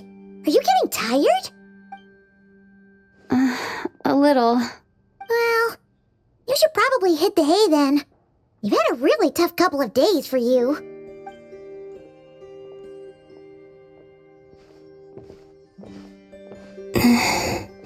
You truly have. You helped defeat Rerir, helped me reclaim my name, and you helped the others organize Moon Prayer Night. Wherever you are right now, I'm sure you're still fighting against the injustices of fate. This is all I can leave for them.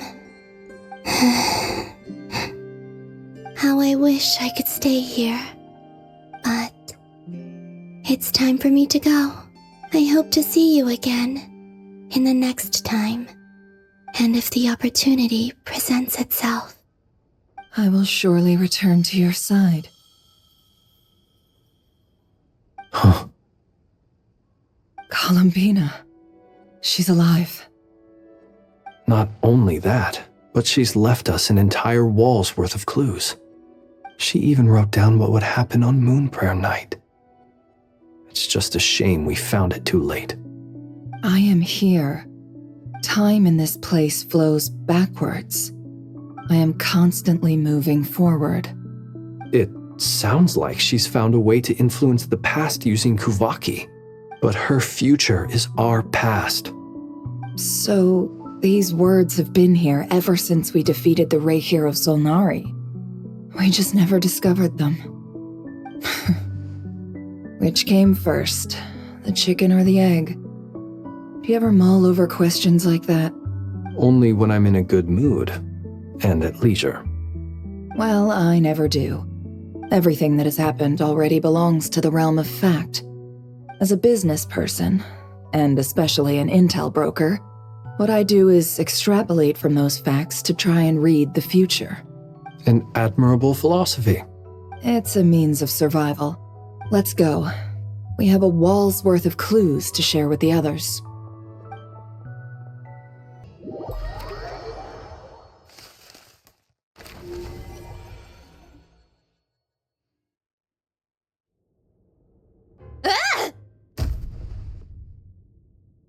It appears that the doctor's energy signature has changed to something similar to Kuvaki, but not like the Kuvaki we're used to.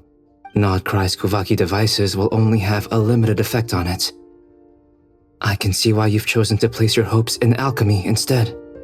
Also, I must say these books are rather profound. My subordinates just shipped them in from Fontaine. Some of them are from the Narcissenkreuz Ordo. Some are incident reports from Petrichor, and then there's a few test reports for these junk machines. Additionally, after some further scanning, I've discovered something extremely annoying. What's that? Teyvat's skies contain multiple moons. A long time ago, when I did my first scan, I detected 3, just as the legends say. But when I checked again just now, I detected 4 moons. So there's one extra? Yeah. Originally, I thought that if I could still find 3 moons, that would at least mean Columbina's still alive. But then it occurred to me that apart from the frost moon, Teyvat's moons are just husks. And husks surely shouldn't show up in the scan, since they're not alive. It's weird, isn't it? If we can't even distinguish between a dead and a living moon, how are we supposed to know whether a moon goddess is still alive? Or does this mean that the moon marrows are equivalent to the moons themselves? It's certainly possible. In which case, the 4th moon you detected may be Dottore's artificial creation. So he wasn't bluffing. He really built his own moon marrow. Ugh! I'm so mad right now! It's easy to get overwhelmed when you have too much on your plate. Maybe you need to relax. Perhaps try going for a walk, or simply take a few deep breaths. Nothing can calm me down at a time like this. I need more time, and I need progress.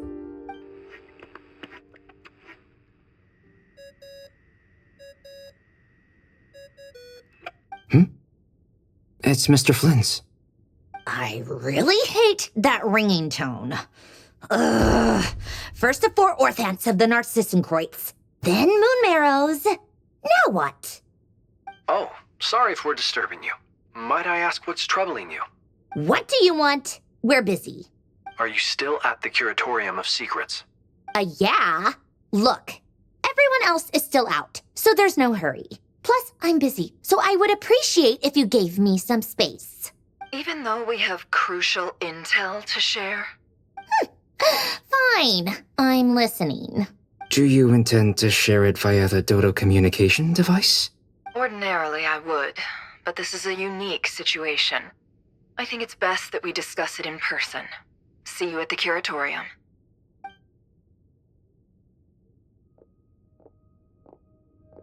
All right then. So, what's the situation?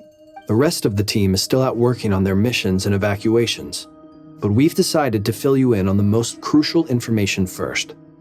Sandrone, you were right. Columbina is most likely still alive.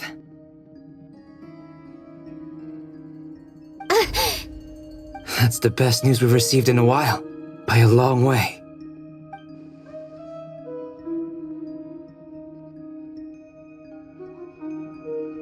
Random locations. Appearing in reverse order? Are you serious?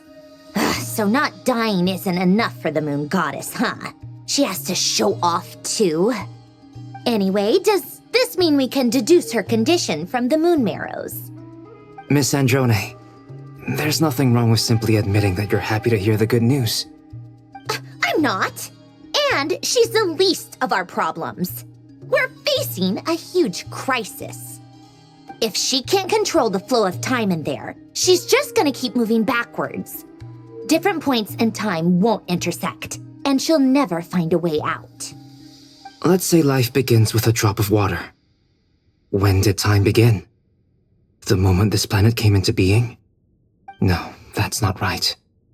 Her final destination would be the moment at which the space she is in was created.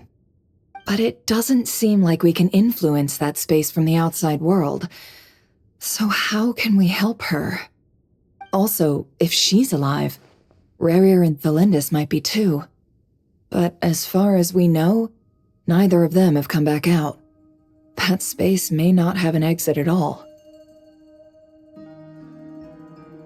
I'm afraid I must concur with Miss Nefer in this.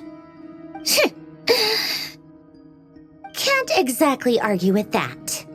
Let's leave it there for now. I've taken notes on everything you said. Will it help with your research?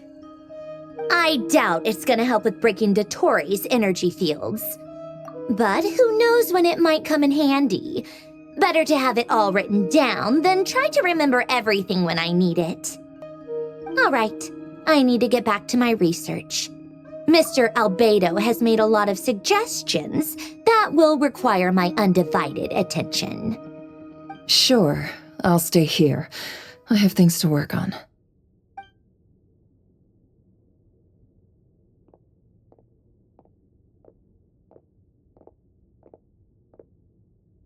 Paimon, are you there? Oh, right. She went with Varka to Natlan, didn't she? Good thing we've moved her and the Traveler's luggage in here. Speaking of the Traveler, where could they be? There's a note from Paimon. Paimon here. Not in at the moment, but if anyone needs to borrow her stuff or the Travelers, go ahead and help yourself. Paimon won't be mad. Also, Traveler, if you get back before Paimon, make sure to get some rest. Paimon misses you a lot, but put your health first, alright? How sweet. Well, since you offered, Paimon, don't mind if I do. This is the Traveler and Paimon's luggage. All the items they use day to day are here. It's well organized. I wonder which of them is responsible for that. What do we have here?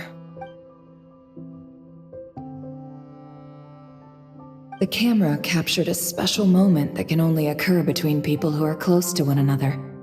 You can really sense how the photographer feels about their subject.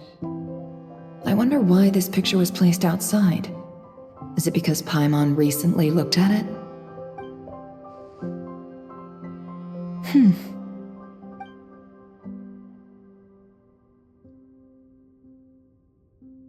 This must belong to the Traveler. Perfect. I'll use this. Hang in there. We'll find you.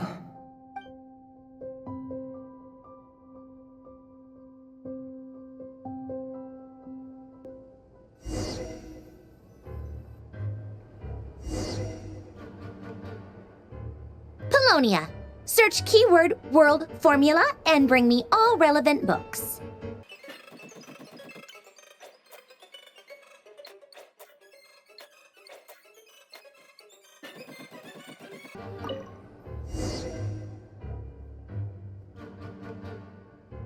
Let's see. This one is on Tonki's sermon dictation concerning the apocalypse. I believe that the correct term for this is Fortuna. This was an ancient Romorian technology, a wisdom unparalleled. I never imagined that Romorian ideas would be so similar to the diagram I have named, the world formula. This is strong evidence that human civilization should gradually shed possibilities as it continues to explore and evolve. The end of humankind may well be upon us right now. The sparks of civilization shall run out unless we consider introducing variables from outside the system. Variables. Surely that can only mean one thing. Descenders? Dottore likely captured the Traveler because of her descender status, but the Three Moons' authority comes from the world itself. Why would Dottore need anything beyond that? Where does this variable factor in? The world formula calculates the fate of an entire world. Introducing a variable would therefore give us...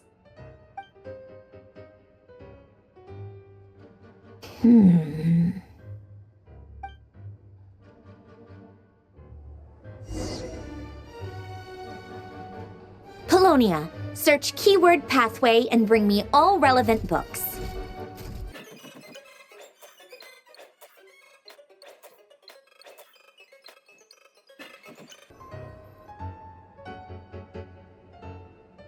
Otonki sermon dictation. Explications on the chemical marriage. These titles are pretty esoteric. Observe and compute the pathway displayed in the guidance diagram. Deconstructing and reversing its effects could generate potential ideas. So, it's one of Renee's draft lectures. Deconstructing the pathway. I suppose that could lead to a breakthrough.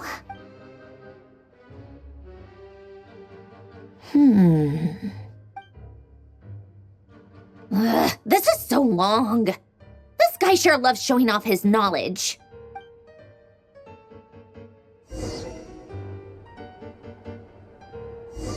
Polonia.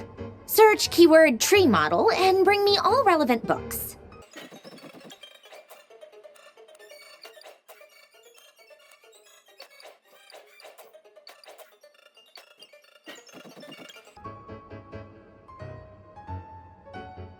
Most of the experimental devices proposed by the Lilia Crucis Ordo are built based on the simple and basic logical structure of a tree model.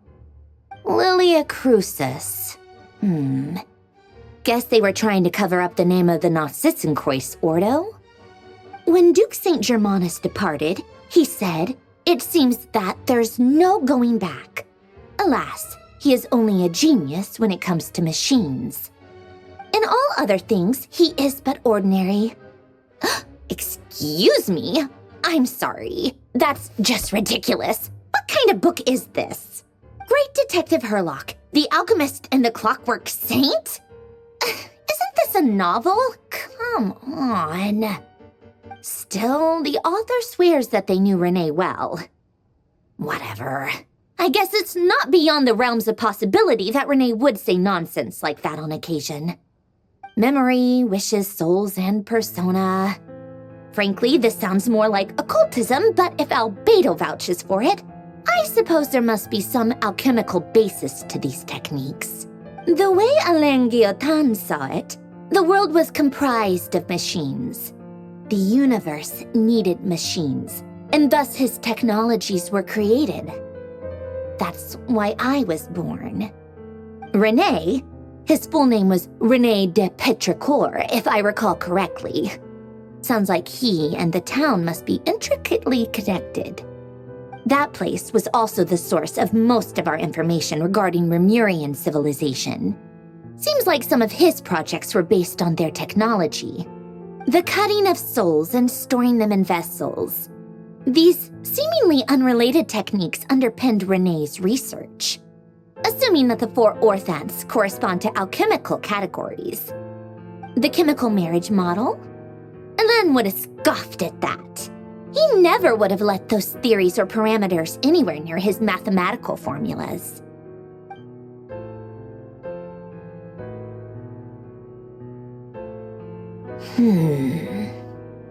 What was Alain's view on René? I know he mentioned the name, albeit very rarely. Oh, now I remember.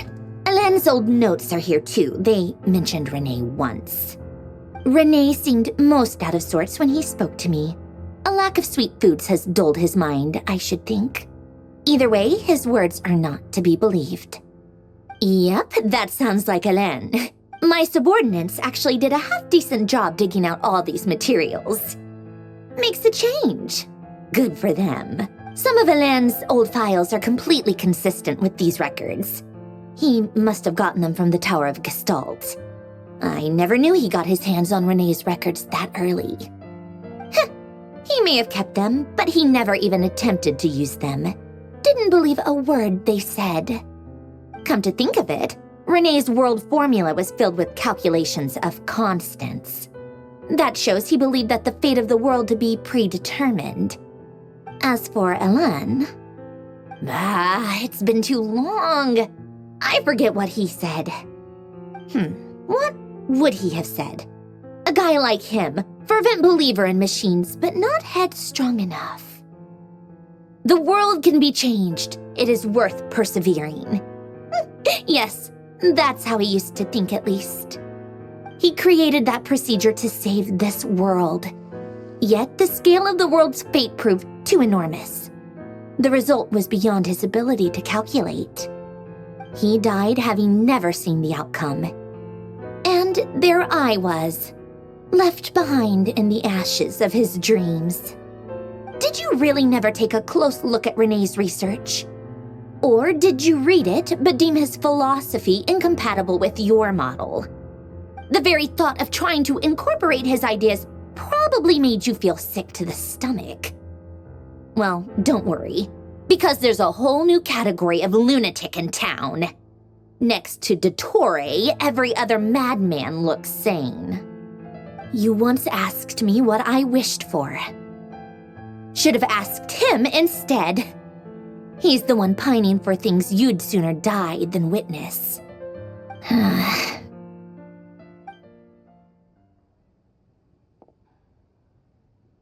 Even the tiniest variable can make big waves in the present. Now then, allow me to put these incompatible fragments together in your stead. First, establish and verify the existence of the Great Circle. Absolute nihil on one end, absolute reality on the other. Now, search between these two extremes. Then, the construction criteria. Variables. The sparks of civilization shall run out unless we consider introducing variables from outside the system. Input variables. Traverse the world, space-time, and civilization, then extract the essential nodes from the records to determine which variables they point to. The primordial power that differentiated itself from the void. The power of light. Yes, light. Records. Hyperborea. This is so horrendously complicated. After all that, I'm still missing a few variables. I need to think this through again. How do you think it looks, Polonia? Like the frenzied scrawlings of a madwoman?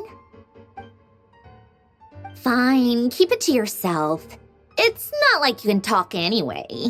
I'll assume you gave it a passing grade. I jest. But true madness does often start with trying to save the world.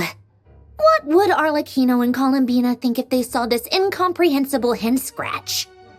They'd probably have me institutionalized. So would Rosaline. She's been dead for a while now. When I close my eyes and think back, I can still see her face. And that enormous dress she used to wear. Such a bizarre choice. What possessed her? Oh, and the clack-clack of those heels used to drive me insane. No one's asking me, obviously, but I hope you all know that I never wanted to save the world. I'm not crazy. I don't have delusional ambitions, and that's a clinical fact. The world needs a solution, but I don't need the world's validation. It's the world begging me for answers, not the other way around.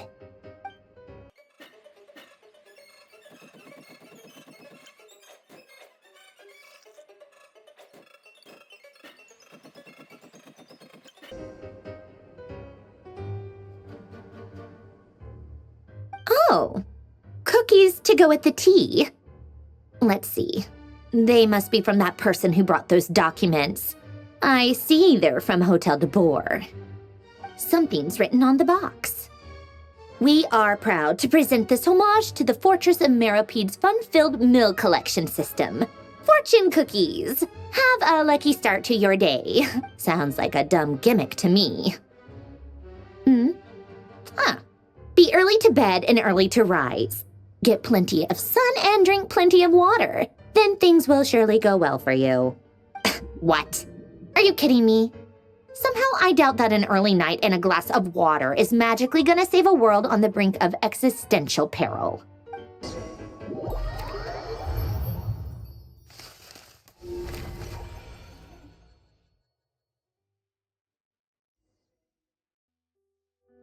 Lady Arlecchino, word has reached us that Lady Marionette's troops are all in position. They are ready to act as soon as the order is given. Excellent. The only thing is, they are fewer in number than we expected. It looks like many of them must have lost their lives at the hand of the monsters released by the Doctor. Can't be helped. Allow them to join our ranks and keep in contact. As you wish.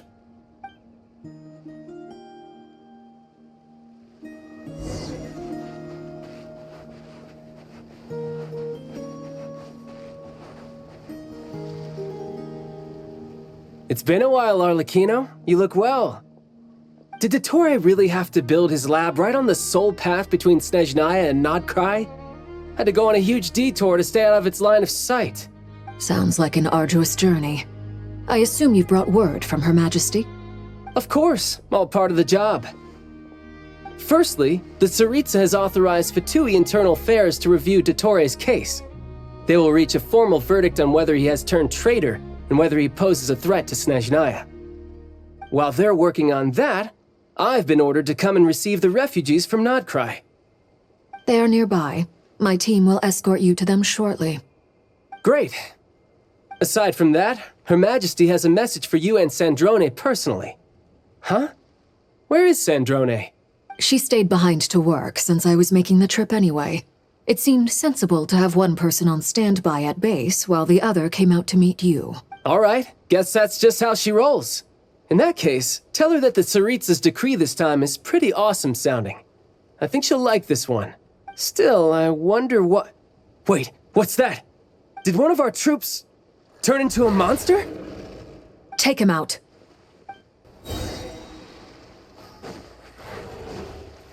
Witness my rise.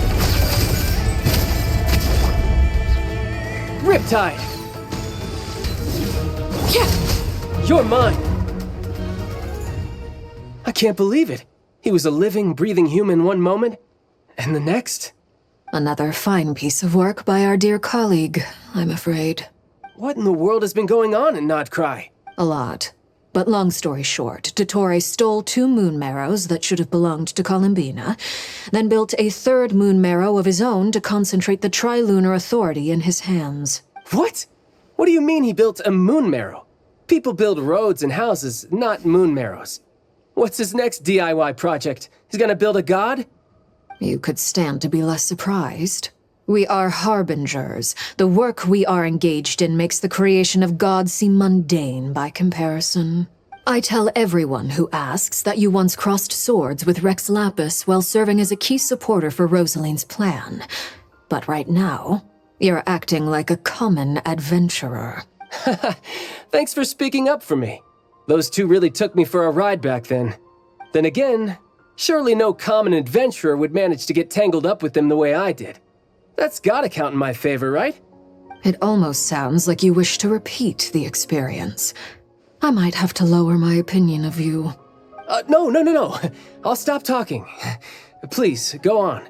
Dottore is currently still experimenting with his newfound power in ways that continue to corrode the outside world. As for the human mutation, I believe this is simply a consequence of his experiments, and not a strategic move. That radiant beast was once a subordinate of Sandrone's. I suspect he was only allowed to live so that he could become an experimental subject. Also, those of us who fought dottore have been afflicted with a curse. As such, I cannot leave nod-krai. This is so much worse than I thought. No wonder Her Majesty's decree is so extreme. While these exceptional circumstances persist, the Harbingers are hereby authorized to use unilateral executive powers. Should dottore pose a threat, Arlecchino and Sandrone are permitted to eliminate him. My thanks to Her Majesty. I will pass these good tidings on to Sandrone. Her Majesty has also declared that she will refrain from launching an attack on the now evacuated nod-krai due to the presence of unretrieved research material. A wise decision. By the way, how's my old partner doing? I'm assuming they're with you? Partner? You mean the Traveler? I'm afraid I have bad news. She was captured after our failed assault on dottore's lab. Her whereabouts are currently unknown. What? Why? Since when does dottore have a bone to pick with her? That is indeed the question. I'm not sure he does. He must have some other goal in mind. This won't do. I have to rescue her. You can't. We have no idea where the Traveler is. What am I supposed to do then? Stand here twiddling my thumbs? Sandrone is working on it. The best thing you can do right now is complete your mission. Fine. I guess I'll leave this to you then. One last thing. Tell the rooster to get the message out to the gods and citizens of every nation in Teyvat. Beware.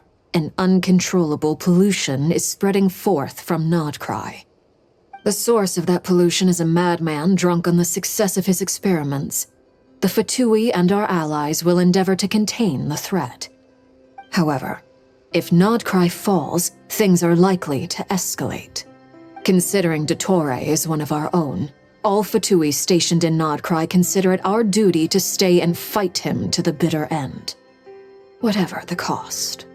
Hey, don't be too pessimistic. If it comes to it, I'm sure Her Majesty won't stand by and do nothing. I hope you're right.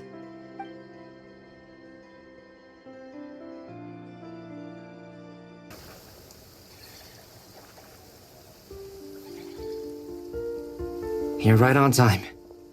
Thanks. Hey, do you think I'll get that gliding exam exemption? I made sure I was on my best behavior in Mondstadt. I landed well outside the city and walked in through the gates. I'll help you apply, don't worry. For now, let's see what we have here.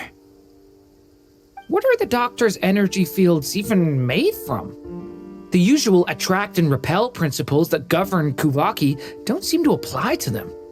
They are very mysterious, but ultimately, they appear to be comprised of energies from the three realms. Thanks to research by Master in the Hexen Circle, we know that Tevat's 7 elements are derived from the more primordial power of the Light Realm, which is antagonistic with the power of the Void Realm.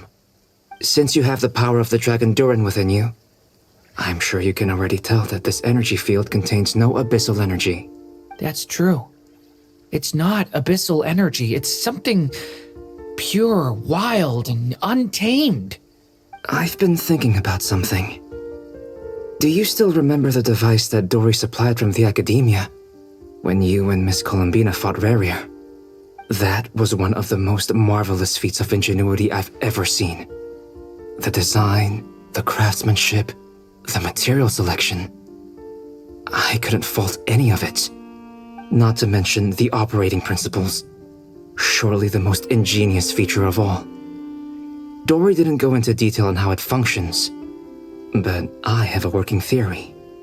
The clue was that Miss Columbina was somehow able to use the pyro energy that you provided, despite the fact that, as a moon goddess, she should only be able to use light realm energy in principle.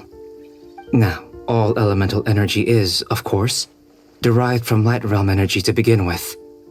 Hence, I suspect that the device works by restoring elemental energy to its original state. This presumes a theoretical model of the 7 elements akin to that of light refracted through a prism. Perhaps it is no mere analogy.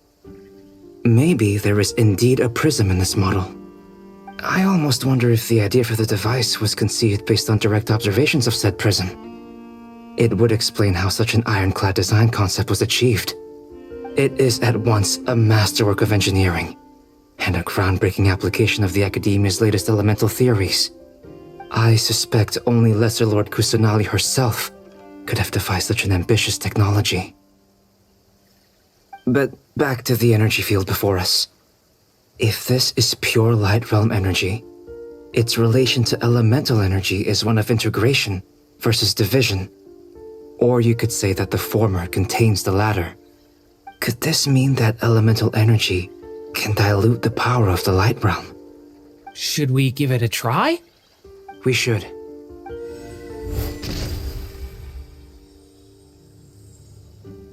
Ha! It works! Clear signs of disruption were detected at the periphery of the energy field. This indicates that elemental energy can disturb or even negate the field. Now you try. All right, here goes. It's working! Switch to abyssal energy and attack again. No surprises there. Abyssal power drains the energy field to a significantly greater extent.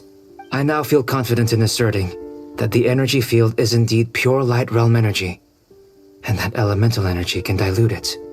But the energy field is huge! How much elemental energy will it take to neutralize it? We don't have to neutralize it completely. We can try other approaches. That's all for theory. Would you like to continue watching? So you knew I was here. Huh? When did you get here? A while ago.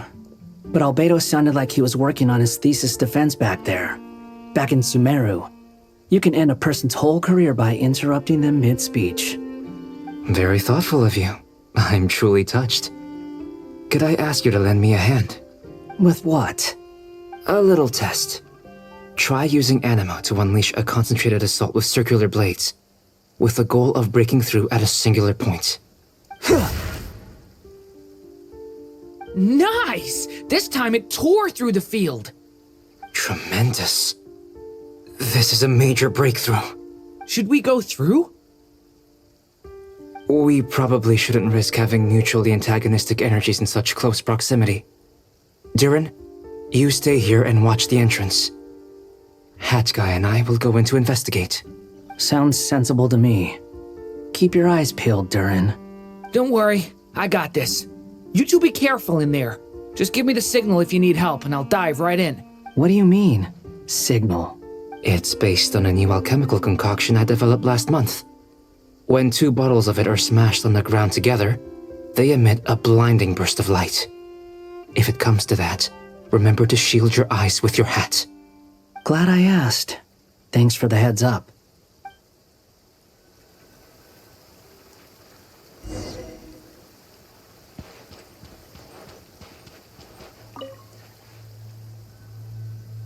Like I thought. Beyond a certain distance, we can't see the opening where we came in. Maybe that's to prevent people from escaping. Sounds like Dottore's style to me. Not much has changed. Things are basically the same here as they were before the energy field appeared.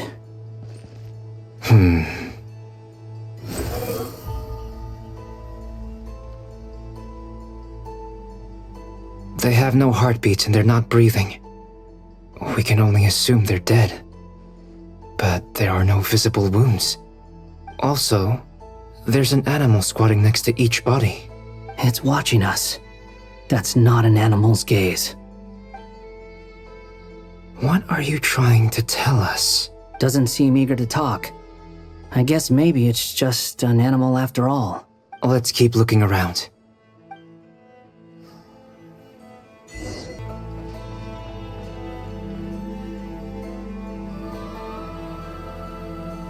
Same situation everywhere. Not a living soul in sight. Just countless bodies with animals standing watch over them.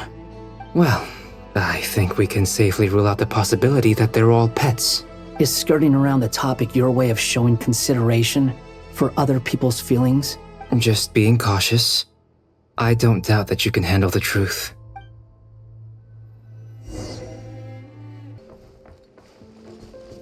Careful. Please, help us. Please. Over there, I hear a voice. Squall and Fury.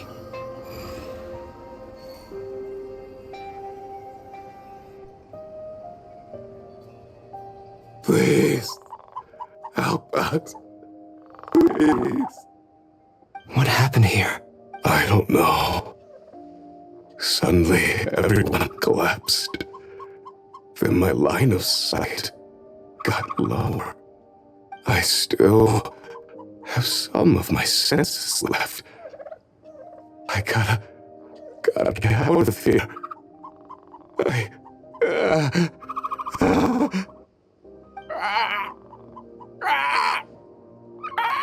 It looks like there's a huge experiment going on inside this energy field. Maybe each energy field is its own giant experiment. Vile. He's swapping human minds with those of animals. Even without the other circumstances, this would be an extremely radical experiment. Those people may have lost their sense of selves, but they are not fully animals either. If they were, they would have left. But instead, their instincts are driving them to remain by their dead bodies. We should go. No sense in sticking around here longer than we need to. Agreed.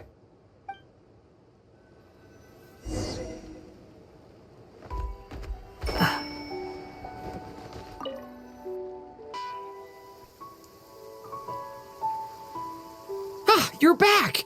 Everything okay? We saw some things that take a strong stomach. Otherwise, we're fine. We should share our findings with the others.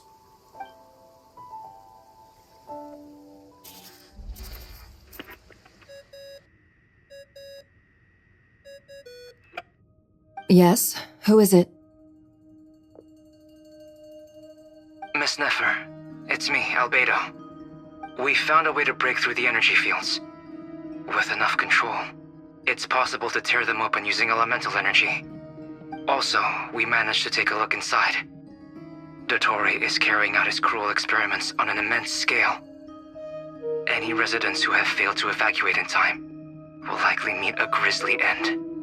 Sounds like he's living down to our expectations. Might I ask how things are proceeding on your end?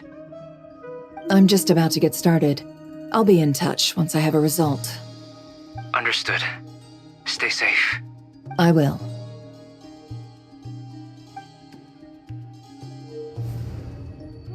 Well, Nefer, I'll link up with you once my tasks are complete. What makes you think I'd need you to do that? I'll need it. And considering the way you approach certain matters, I think you'll be better off with me present.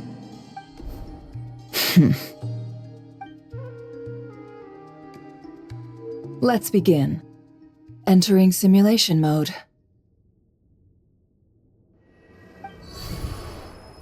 A vast wasteland. Is this the Traveler's inner world? I was expecting something more vibrant, to be honest. Wait, someone's there. What are you looking at? In that case, I'll look at it with you.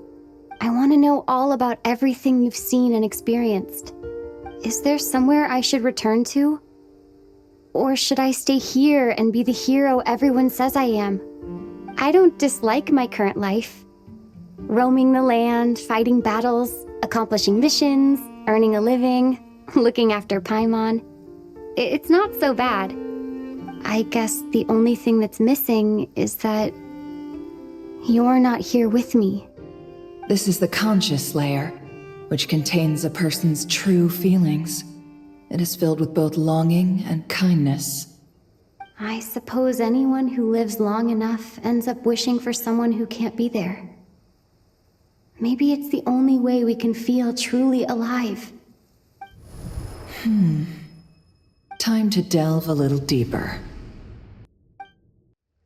Nasha Town is hardly the optimal choice for a place to live, but it has character and a reasonable population density.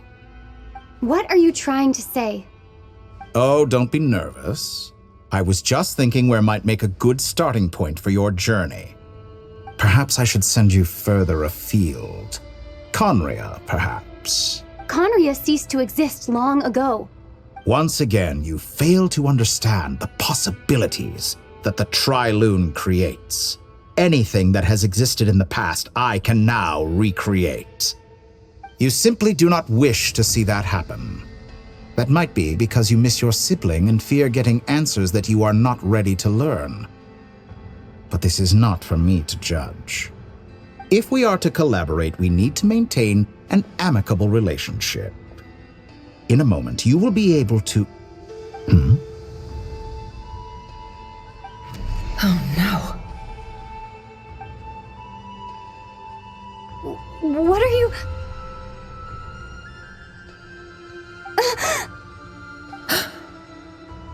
What are you gonna do? Don't move. Something unwanted has crept into... Oh? Gone as quickly as it came.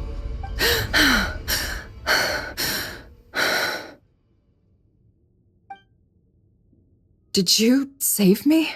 If I hadn't cut the connection, dottore might have caught you from the other side and destroyed you. This was a good idea, but once is plenty. You were exceptionally brave. Excellent work. Thanks, but now's not the time for that.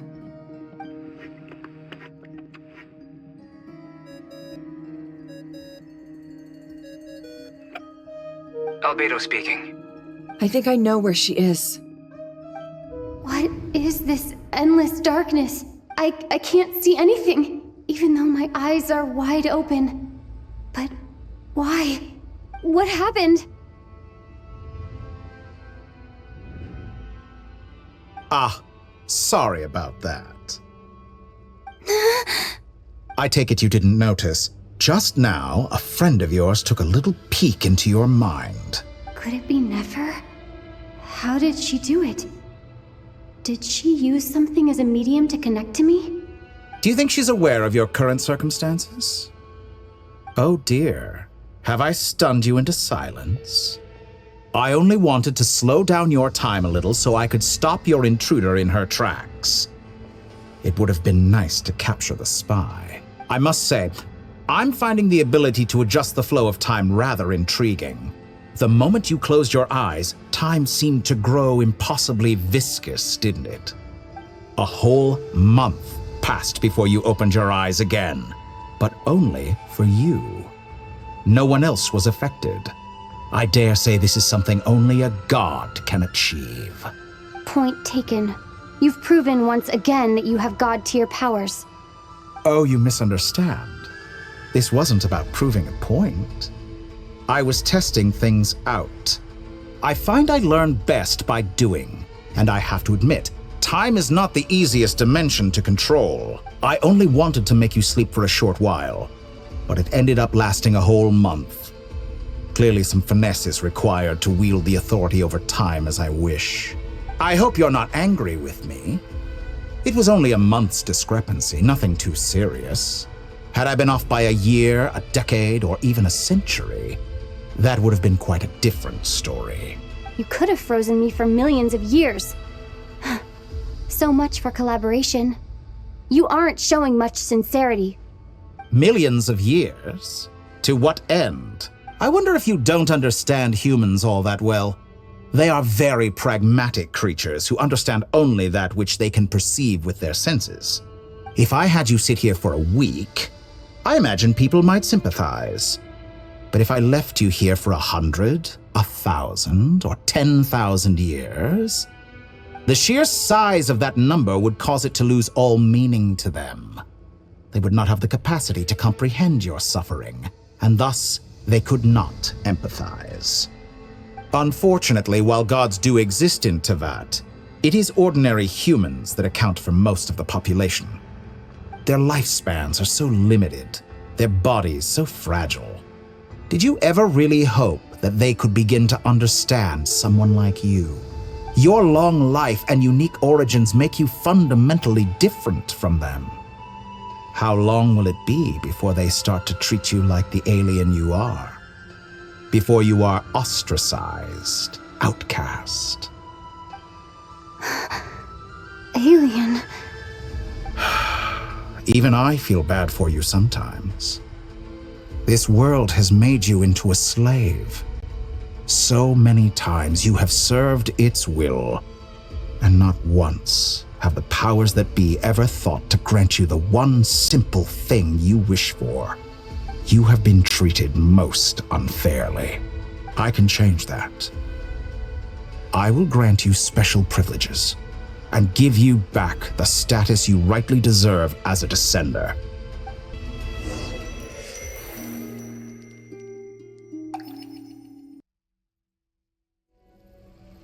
I've entered the past 3 times at this point, but I still have so many questions.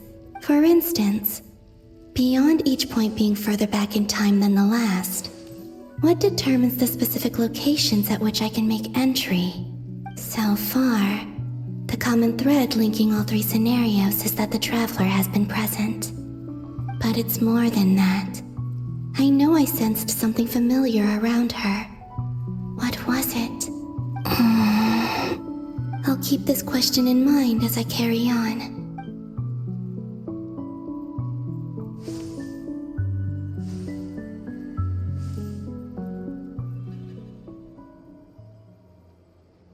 Humans, you never change. Always trying to use powers you neither comprehend nor control. This looks like Star Sand Shoal. Was this before Rerir regained his physical form?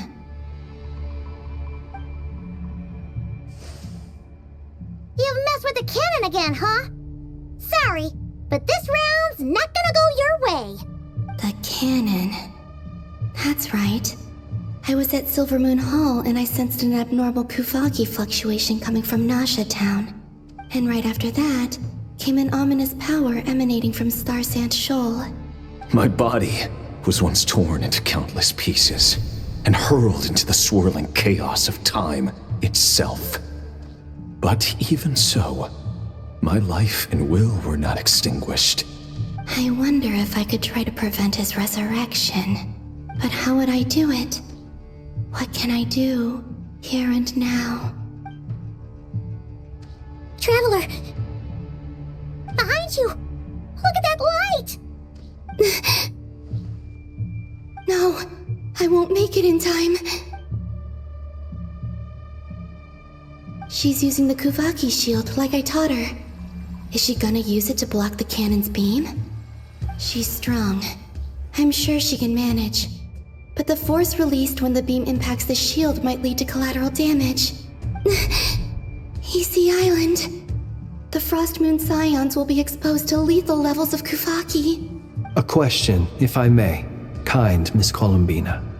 When the cannon's Kuvaki beam was deflected earlier, I saw several bolts of energy streak toward VII Island, only to be blocked. Did you also have a hand in that? Maybe that really was me after all. Well, future me. But I don't know if I have enough power left. Siki sato pasa sax, sniti ipotuvtos. There's no time. Osestikos paratin tirantu risuiku, topirtu aithion veraton. I have to make it. Oh, Frost Moon. Oh, great land.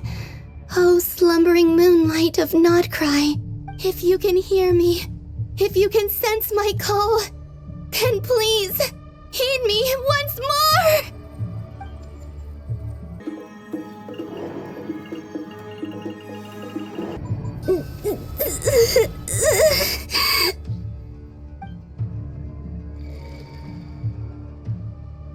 Did it work?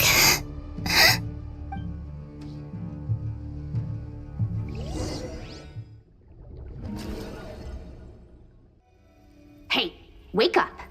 Hey, did you hear me? Columbina, I said wake up now! Oh, good morning, Sandrone. It's 3 in the afternoon, actually. And could you kindly not use my quarters as your personal nap room next time? But I feel so safe here. And your coffee, right? It's so bitter, but it smells lovely. It's like you were raised by wolves in a forest or something. What did you drink growing up? Grass tea? The Frost Moon Scions certainly led a more frugal existence than the Fatui. Then I'll bet you've never eaten one of these before. It smells delicious. That's because it's a Fontanian recipe. I had a little free time today, so I made a batch. Rosaline will be here shortly, but if you really can't wait, I guess you can go ahead and... Hey, at least let me finish before you start eating! Did the Frost Moon Scions not teach you basic table manners? Or did the rules not apply to you because you're the high and mighty moon goddess? These are so tasty. Of course they are. I made them. I was worried they might contain traces of machine oil. What? You know, there's something I've always wanted to ask you. Why did you leave your old home and join the Fatui? I mean, I'm sure their food was awful. But there's gotta be more to it than that. Well, life there didn't go quite how I imagined. What were you expecting? You're a god. Your followers are gonna make some demands of you, right? Surely you can just answer a few prayers here and there in return for the free food and drink. How bad can it be? Well, would you help other people just for free food and drink? The doctor told me that you were created by a great mechanic, Lord something Fisher. The Lord Artificer. Ugh, some people can't keep their mouths shut. Oh, Lord Artificer. And didn't he have something to do with the, narcissist? Narcissenkreuz Ordo. Yes, that was it. Narcissenkreuz Ordo. So, would you try to fulfill their wishes? You must be joking. I wouldn't go even if they paid me. I don't even know them. Exactly. Well, I felt the same way. I did not know the people who made demands of me. What do you know? We're on the same page for once. In his later years, Alain did ask me if there was anything I wanted to do. If I had any wishes of my own. Well, I don't. And I'm not in any mood to fulfill someone else's either. Who's Alain? He was the... You know what? Never mind. You're not gonna remember. Anyway, the point I'm trying to make is, neither of us is the self-sacrificing type. Let me ask you this. What sort of place would you like to live in, if you could choose? A place where people don't ask me for things I cannot give them. Where they don't worship me, or fear me, but just want to chat with me like a normal person. I'd also like the freedom to come and go as I please. And ideally, it would be somewhere with the smell of coffee and snacks. Not to burst your bubble, but no such place exists in the world. Now, take your snacks and scram.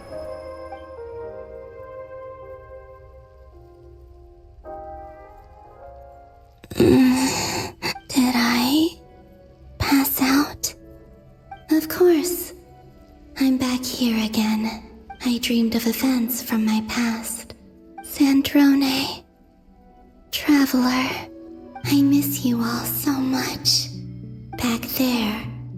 I guess I managed to harness all the Kuvaki energy on Hisi Island. But how did I do it? Time is flowing backwards here, and I can use that familiar power to enter the world of the past. That mystery ally everyone talked about. It was me all along. I can sense that there isn't much more power remaining up ahead.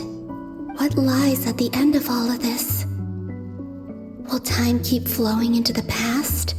And will I ever find my way back?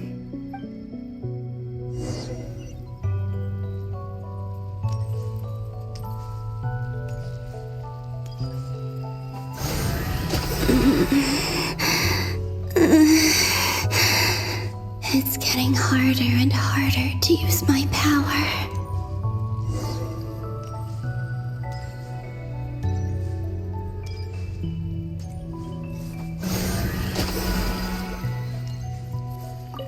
I'm no match for the abyss in this state.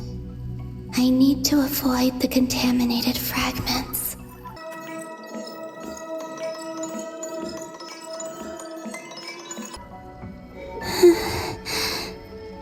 Time to go. I wonder where I'll find myself this time.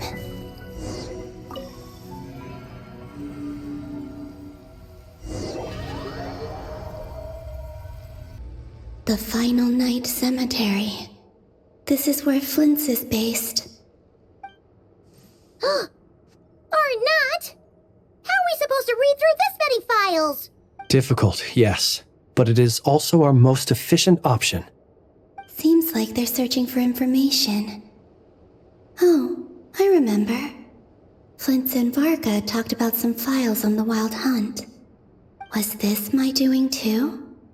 To expose the true intentions of this Rarir, We need to dive into nod-krai's history. Are my actions changing the past? Or are they simply completing a process? Is all of this inevitable? Or am I the one making these decisions? If I choose not to help them now, will it change how things turn out? Hope we don't land on our heads then. They're my friends. I can't not help them.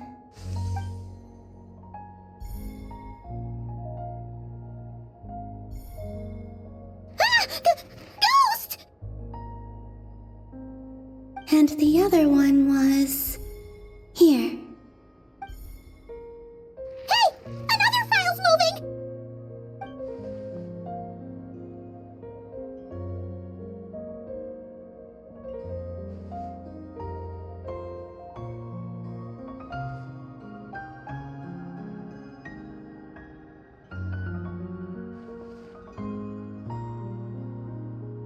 That should do it.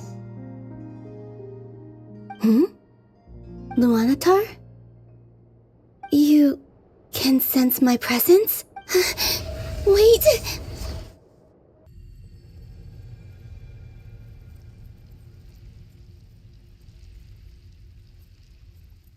Luanatar. So she's that familiar presence I've been sensing all along. She's always been by the Traveler's side. That explains why the Traveler has been there each time I've entered the past. But why Luanatar? Is it because she has a connection to me as the Moon Goddess's familiar? If so, why not any other Kuhenki? That's...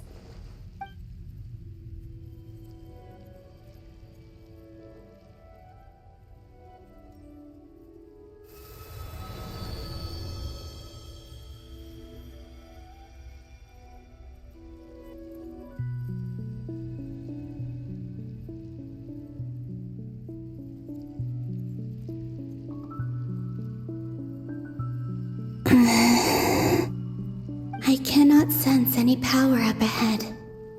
Just a void, stretching out into infinity. This is likely my final chance to enter the past. It's now or never. I have to find a way back.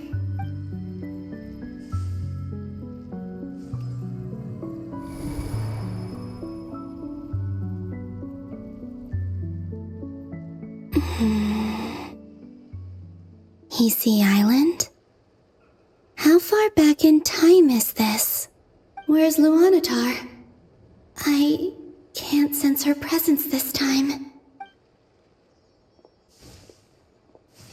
Oh, seeing Enefa and Aino reunited like that sure was heartwarming. Traveler, Paimon. No, stay calm. I don't have much power left to change things. I don't even have that much time left here. Think, Columbina. How do I find a way back? A way back... to where? Do I go back to Moon Prayer Night? Or to the future that followed? And if I return in my current state, what will become of me then? Dottore's actions that day proved that he'd been planning that for a long time. He had already seized the power of 2 moon marrows before capturing me. Even if I managed to get back, how can I fight against him when he wields the Tri-Lune Authority? I can't. If I go back like this, I'll be playing right into his hands. I have to find some way of rivaling the power he has usurped. Wait. Time flowing backwards. The Tri-Lune Authority. Does that mean... I think I know what the final destination of this lunar reflection might be. I know what I must do.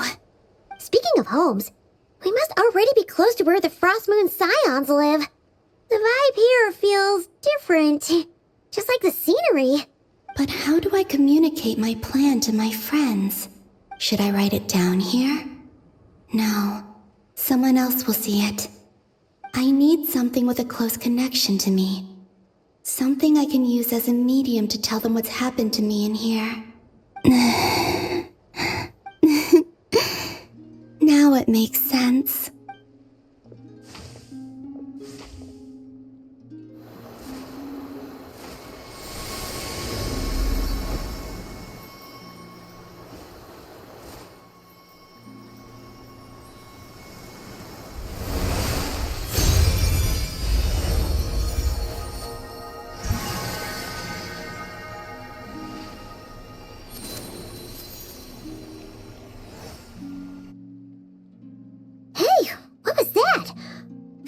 Some sort of breeze blew by, and then the petals suddenly turned into... Huh? It was I who brought Luanatar into being. I gave up a piece of my own soul to create her. That's why I could sense a familiar power from the moment I entered this space. It also explains why she's been present in every past location that I've entered. Because we have a deep connection. Hey there! What's your name? And the reason why there are no more gates to the past after this point is that Luanatar hadn't been born then. No wonder I sensed the trace of a blessing when we first met. But I still didn't recognize the soul hidden within you. Back then, I was just a little lost dove. I had yet to become Columbina Hyposelenia. Go on now. We've got stuff to do. Best you find someone else to hang out with. Hey, you scared it off. I'll be counting on you. Remember to stay by the traveler's side, guide her, and help her in my stead. Oh, and bring her to the garden where the moon prayer blossoms grow. There's a little lost dove there who will need her help. Go on.